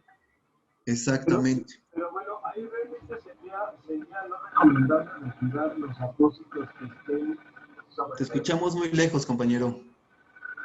Ahí el problema sería no retirar, o bueno, digamos que no habría problema en retirar los apósitos que estuvieran arriba o fuera de la herida, retirada de la herida. Ahí sería importante no retirar los que están puestos sobre la herida, porque de alguna manera no vamos a poder ayudar, pero no vamos a permitir que se coagule o que deje de sangrar la herida. Los de arriba podrían cambiarse, pero no creo que haya problema, ¿o sí? Exactamente. Como bien comentábamos, si yo quito los apósitos que ya hice, estoy quitando los coágulos que se empiezan a formar. Me están ayudando precisamente a frenar la hemorragia. En este caso, si yo coloco 5, 10, 15 apósitos, no me va a afectar en ningún punto. ¿Por qué? Si yo comienzo con mi vendaje en espiral, al yo pasarlo sobre los apósitos, el bonche o demás que yo he colocado aquí se va a disminuir básicamente a la mitad. ¿De acuerdo? Entonces, no nos pongamos o no nos matemos por poner 5 o 10 apósitos. No, no pasa nada. Nosotros al momento de vendar, simplemente vamos a ejercer presión y ese volumen que a nosotros tal vez nos parecía exagerado aquí, se va a disminuir por la presión misma de la venda. ¿De acuerdo? Entonces, con los vendajes no simplemente es colocarlos y ya. Nos tenemos que auxiliar también de apósitos. ¿Ok? Y dijimos que eran gasas y no algodón, porque el algodón tiende a soltar mucha pelucita. Y otra cosa que no les mencioné, ¿Nos conviene usar agua oxigenada o alcohol? ¿Usaríamos agua oxigenada o alcohol para atender una hemorragia, por ejemplo? No, yo creo que son demasiado fuertes y lastimarían. ¿Por qué? ¿O por qué dices que son fuertes? Pues me parece que son, bueno, quizá el agua oxigenada pudiera ser, el alcohol se me hace, como demasiado, pues no sé cuál es la palabra, pero me parece muy agresivo. Agresivos. Exactamente. Recordemos, el alcohol y agua oxigenada los vamos a ocupar para desinfectar áreas, ya sea de la piel en este caso, que estén sanas. ¿De acuerdo? Por eso cuando nos vamos a vacunar y demás, nos pasan una torunda con alcohol. ¿Por qué? Porque simplemente están limpiando, desinfectando un área sana. ¿Ok? Sin embargo, nosotros a tener una hemorragia, obviamente hay una herida. Si yo coloco alcohol o oxigenada, simplemente lo que va a pasar es que además de que le va a arder a la persona si está consciente, voy a lastimar simplemente los tejidos. ¿Por qué? Porque no es un área sana. ¿Sí? No voy a desinfectar tal cual el área. Entonces ahí nomás decimos que hacemos un lavado, una limpieza. ¿De acuerdo? Bien. Tenemos un tipo de vendaje que se llama circular, que también podría ayudarnos en la parte de lo que es la contención de hemorragias. ¿En qué creen que se diferencie el vendaje circular a uno en espiral?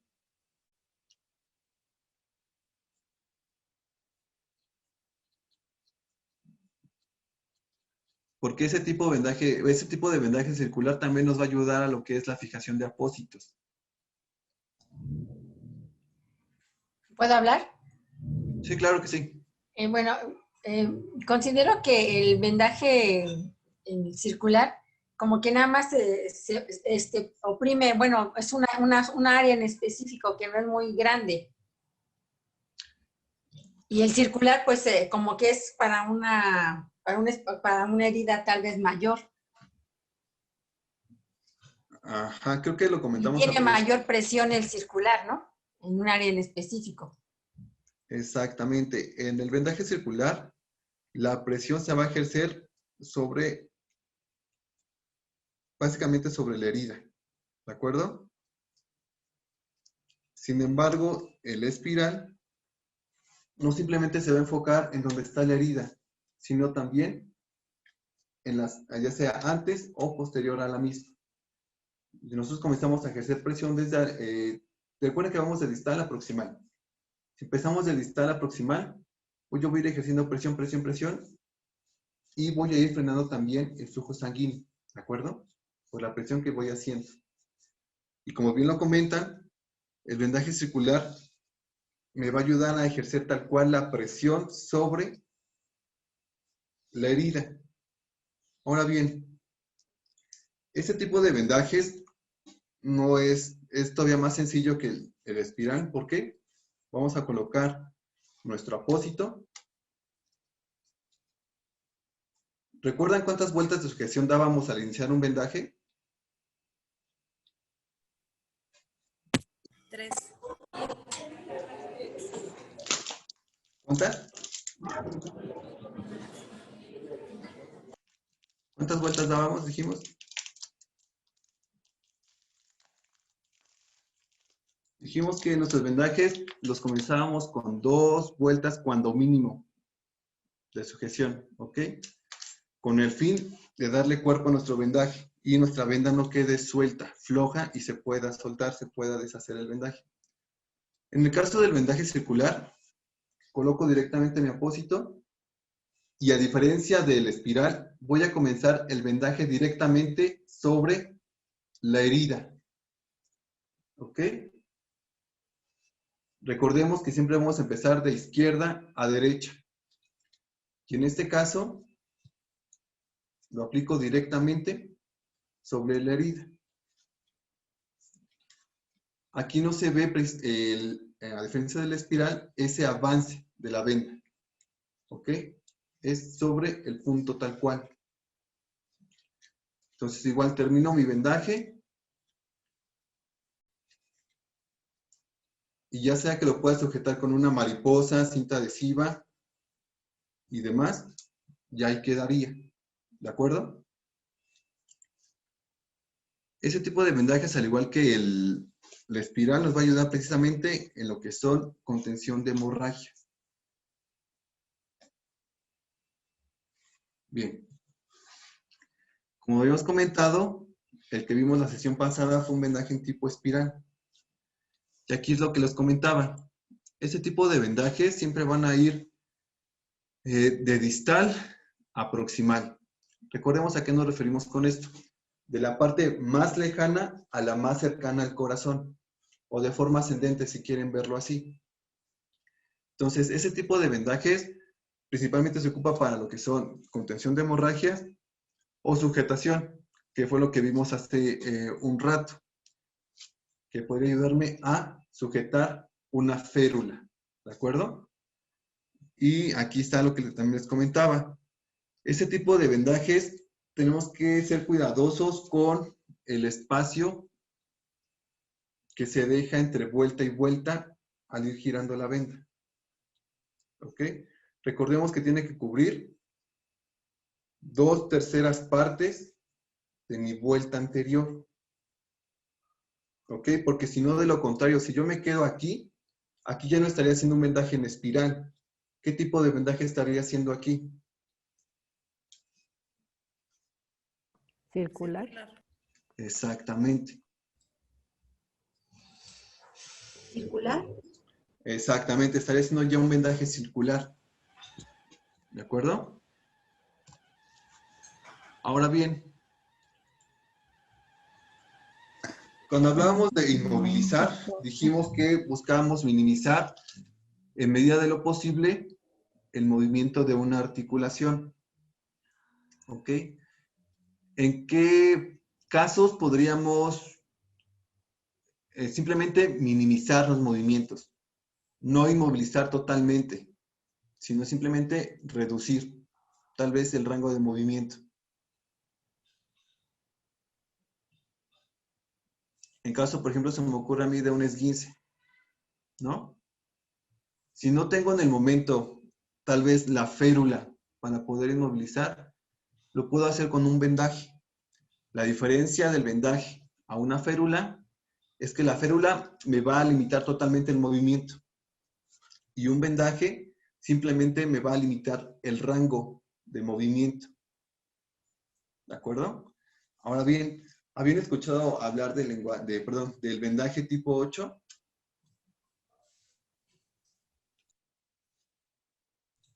No, yo no había escuchado hablar de.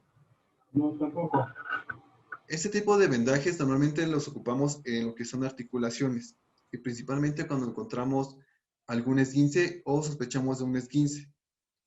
Ahora bien, aquí me preguntaban en una ocasión, ¿pero cómo sé qué tipo de esguince es? Porque hay esguince tipo 1, tipo 2, tipo 3. ¿Ustedes qué me responderían si yo les digo, oye, pero qué tipo de esguince tiene la víctima? No es necesario porque somos primeros respondientes. Exactamente. El tipo de esguince ya lo va a determinar el médico que revise a la víctima. ¿Ok? ¿Por qué? Porque a lo mejor le van a hacer radiografías, estudios y demás. ¿De acuerdo? Yo simplemente lo atendí, lo socorrí en una primera instancia. ¿De acuerdo? Bien. Además, yo como primer respondiente estoy de alguna manera suponiendo que es un esguince, pero no tengo certeza, ¿no? Exactamente. Yo me voy a guiar de lo que vimos hace un momento, de lo que yo pueda ver y pueda suponer, porque, les repito, si la víctima está consciente me va a decir es que me duele mucho, ¿no? Entonces a lo mejor, pues el dolor es persistente y va incrementando. Entonces a lo mejor yo podría intuir que ya no sería un esguince, sería una luxación, por ejemplo. O si yo veo que me dice es que me duele, pero el dolor se mantiene o ya no incrementa, podría suponer que a lo mejor se trata de un esguince nada más. ¿Ok? Eso suponiendo que nuestra víctima esté consciente. pero si está inconsciente es más complicado saber. Entonces simplemente yo actúo de acorde a lo que yo haya encontrado una vez hechas las dos, mi segundo acercamiento, mi segunda exploración, ¿de acuerdo? Bien. ¿Te podría hacer una pregunta antes de Sí. que pase a lo del vendaje? Claro. Digo, a lo mejor está fuera ya del espacio de nosotros, porque como primeros respondientes yo estoy de acuerdo y yo decía que nada más lo está suponiendo, pero como mera información cultural, ¿qué diferencia tiene esguince 1, 2, 3, 4, 5 y todos los que haya? Ok. La diferencia que va a existir entre un esguince tipo 1, 2 o 3 es que cuando se trata de un 1, recordemos que en el esguince lo que pasaba es que se estiraban y retraían los ligamentos de las articulaciones de forma abrupta. Sí. ¿Ok? Se dice que es de tipo 1 simplemente cuando se estira y regresa, pero no se rompe ninguna fibra de los ligamentos. Ok. ¿Ok? Sin embargo, se dice que es tipo 2 cuando al momento de estirarse y ya se hacen los estudios previos y demás, se detecta que se rompieron algunas fibras del ligamento. Cuando hay desgarre, digamos. Exactamente. Ok. Entonces, hay desgarre, hay rotura de fibras de los ligamentos, no todas, pero sí hay. Y se dice que es de tercer grado cuando hay una rotura total de las fibras del ligamento. Ah, ok. Pero eso, les repito, ya lo va a determinar el médico, doctor que está atendiendo a la víctima en el hospital. Ok, sí, sí estoy de acuerdo. O sea, de Vale, primera gracias. instancia yo podría suponer que es un esguince y ayudo a la víctima. Ok. Ya el tipo de esguince y el tratamiento posterior a, ya lo va a determinar un médico. Ok. ¿De acuerdo? Bien, aquí ves.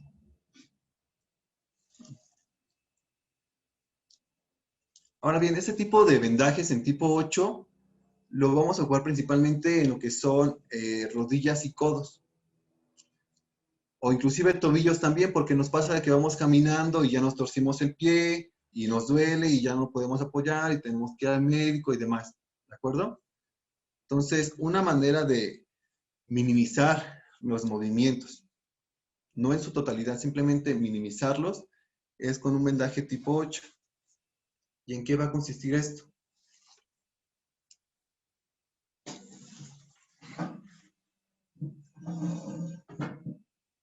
En primera instancia voy a ubicar la articulación que yo quiero que está lastimada, ¿de acuerdo? Y voy a iniciar como si hiciese un vendaje normal. Me voy a posicionar ya sea 3 dedos o 5 centímetros debajo de la articulación. Voy a dar mis 2 vueltas de sujeción. Y aquí voy a subir la venda. No sé si lo alcancen a percibir. Lo voy a subir 5 centímetros o 3 dedos arriba de la articulación que yo quiero inmovilizar, ¿de acuerdo? Entonces ya que la subí, igual procedo, mis 2 vueltas.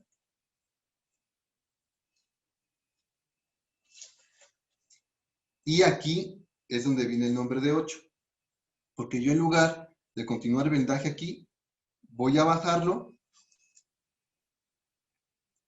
voy a regresarlo acá y voy a pasarlo de este lado. Y aquí se me empieza a formar lo que es, bueno, aquí se lo puede ver como una X. Y continúo, bajo, subo, pero aquí lo que queda libre es la articulación, ¿de acuerdo? Simplemente estoy limitando el movimiento. Ya no voy a poder flexionarlo totalmente. ¿Por qué? Porque la venda me lo va a impedir, ¿de acuerdo? Entonces, de ahí el nombre de 8 precisamente. Estoy aquí arriba, voy a bajar, voy a rodear, voy a subir. Ya que estoy acá arriba, rodeo, bajo, como si hiciéramos una especie de infinito o un 8 precisamente. ¿De acuerdo? Ahora bien, el cruce de mis vendajes al yo subir y bajar, tienen que quedar sobre, en este caso, en la parte interior de la articulación, en donde se flexiona mi codo. ¿De acuerdo? Entonces simplemente con la venda la voy a sujetar.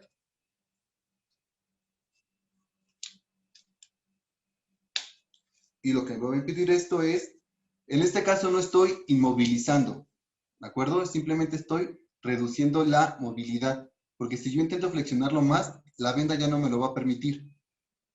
¿Ok? No sé si se alcanzó a ver ahí o tienen alguna duda. Pero este sí podrían practicarlo. Este sí pueden encontrarlo con el nombre de vendaje en 8. ¿De acuerdo? ¿Alguna duda aquí? Ninguna. No. No, ninguna. Bien. No, Gracias. muchas gracias, todo bien. Ok.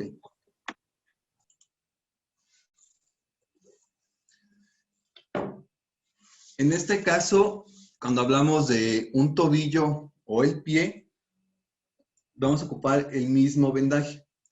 Aquí la diferencia va a ser que me voy a ubicar donde está mi tobillo, ¿de acuerdo? Recordemos que vamos a iniciar siempre de izquierda a derecha. Igual, voy a dar, como lo podemos ver aquí en la imagen, 2 vueltas de sujeción, ¿de acuerdo? Después de que yo di esas 2 vueltas, voy a bajar hacia lo que es el pie, donde está el empeine del pie. Voy a rodear también 2 vueltas. Y en lugar de continuar aquí, voy a subir otra vez, pero esta vez sería a mi tobillo, como lo vemos aquí. Aquí ya está mi primer, voy a iniciar mi vendaje. Aquí ya di mis vueltas de sujeción. En este caso aquí ya bajé, ya rodeé, di 2 vueltas también de sujeción en la parte de abajo. Y de aquí yo vuelvo a subir a donde está mi tobillo. Rodeo mi tobillo. Aquí tendría que volver a bajar. Saldría de mi lado izquierdo, volvería a subir y ahí estaría haciendo una especie de 8. ¿De acuerdo? Y esto lo voy a continuar hasta que mi venda se termine. O, si me sobra venda, puedo cortarla. O, como aviso anteriormente, simplemente enrollo el excedente, hago una casita con mi venda y coloco ahí. ¿De acuerdo?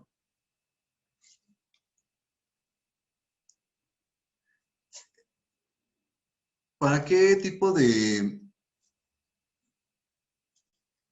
lesión habíamos dicho que ese era recomendable? ¿Este tipo de vendajes?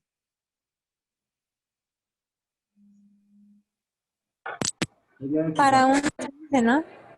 ¿Para cómo? Para un esguince. Exactamente. Porque ¿qué pasaría si yo intento hacerlo en una luxación?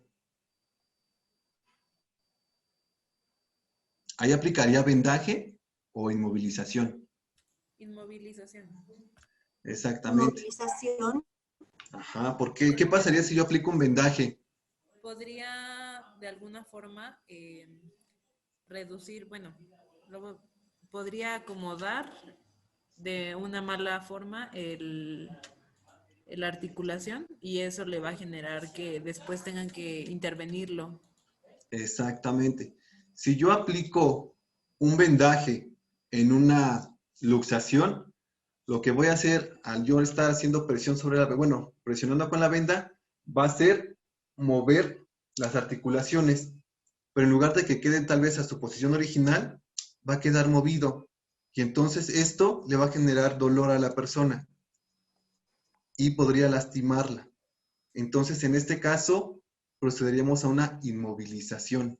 ¿De acuerdo? Okay.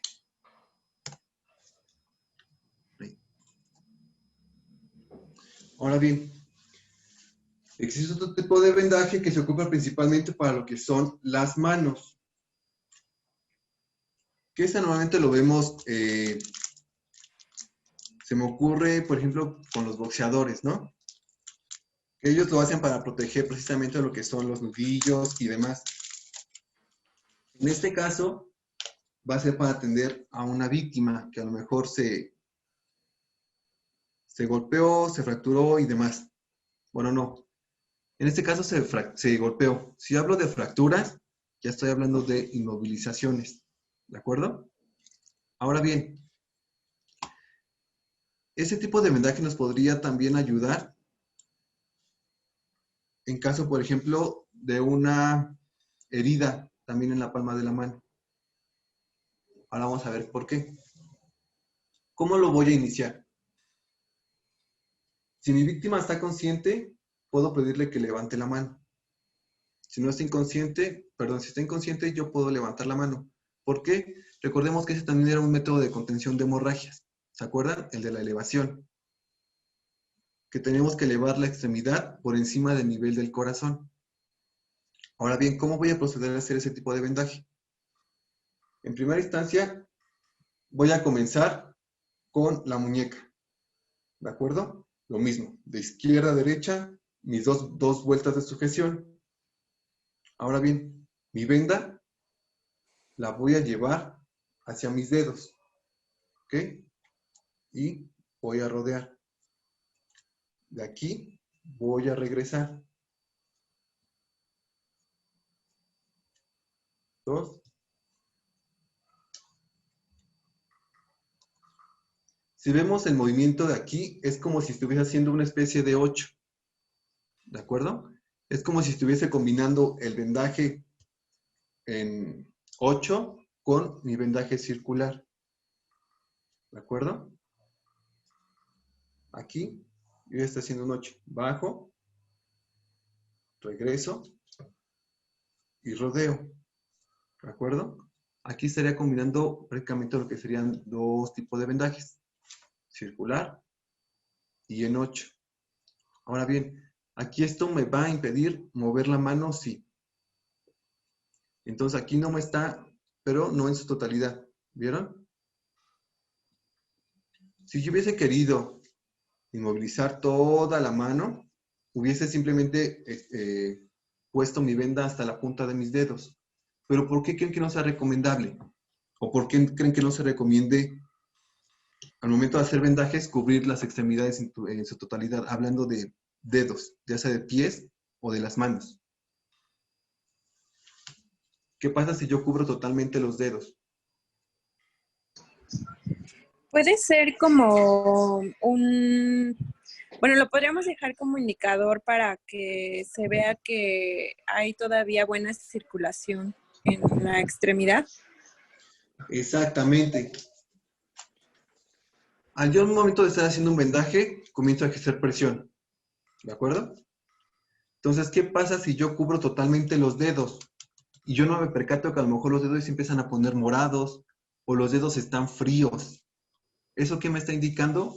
Que ya no hay buena circulación. Circulación, claro. Entonces, por eso es muy importante dejar descubiertos los dedos, ya sea de los pies o de las manos. ¿Por qué? Porque así yo puedo estar monitoreando si están fríos o si tienen un color normal. ¿De acuerdo? Porque de lo contrario, yo no, supongamos que yo vendé la mano totalmente, pero apreté demasiado la venda y yo no me percaté hasta que llegó el paramédico y revisó lo que hice y le ve los dedos morados. Entonces ahí por un descuido, yo ya agravé un poco la situación tal vez. ¿De acuerdo? Entonces, les repito, en caso de dedos, ya sean de las manos o de los pies, no se deben cubrir los dedos en su totalidad. ¿Por qué?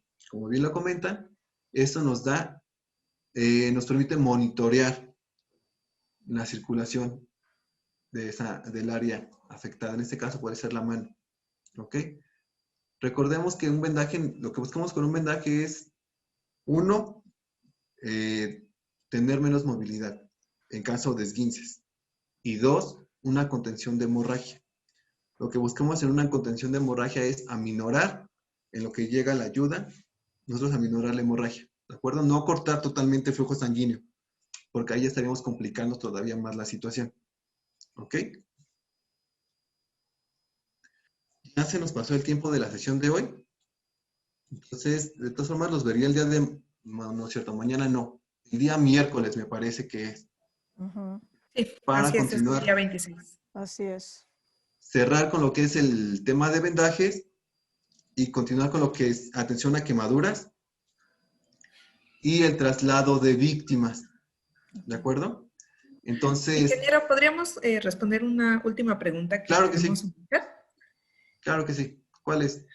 ¿Es indistintamente la manera en que se va a desarrollar la venda? ¿Desenrollar la venda? Indistinta. ¿Cómo que indistinta? Javier, si nos podrías comentar.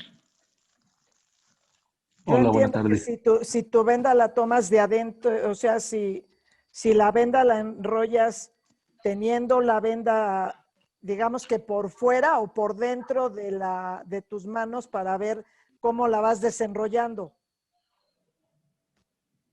A ver, Javier ya activó su micrófono. Adelante, Sí, Javier. ahí me escuchan, Carlos. Sí, claro.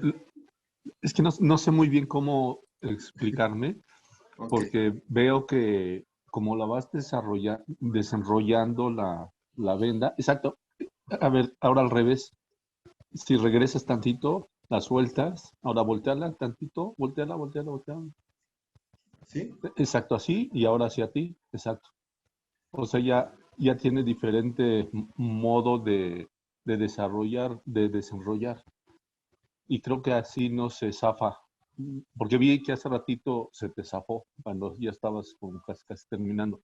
Digo, no sé si tienen mucha trascendencia, pero veo que es como más fácil así como lo estás haciendo ahorita. Ok. Que al revés.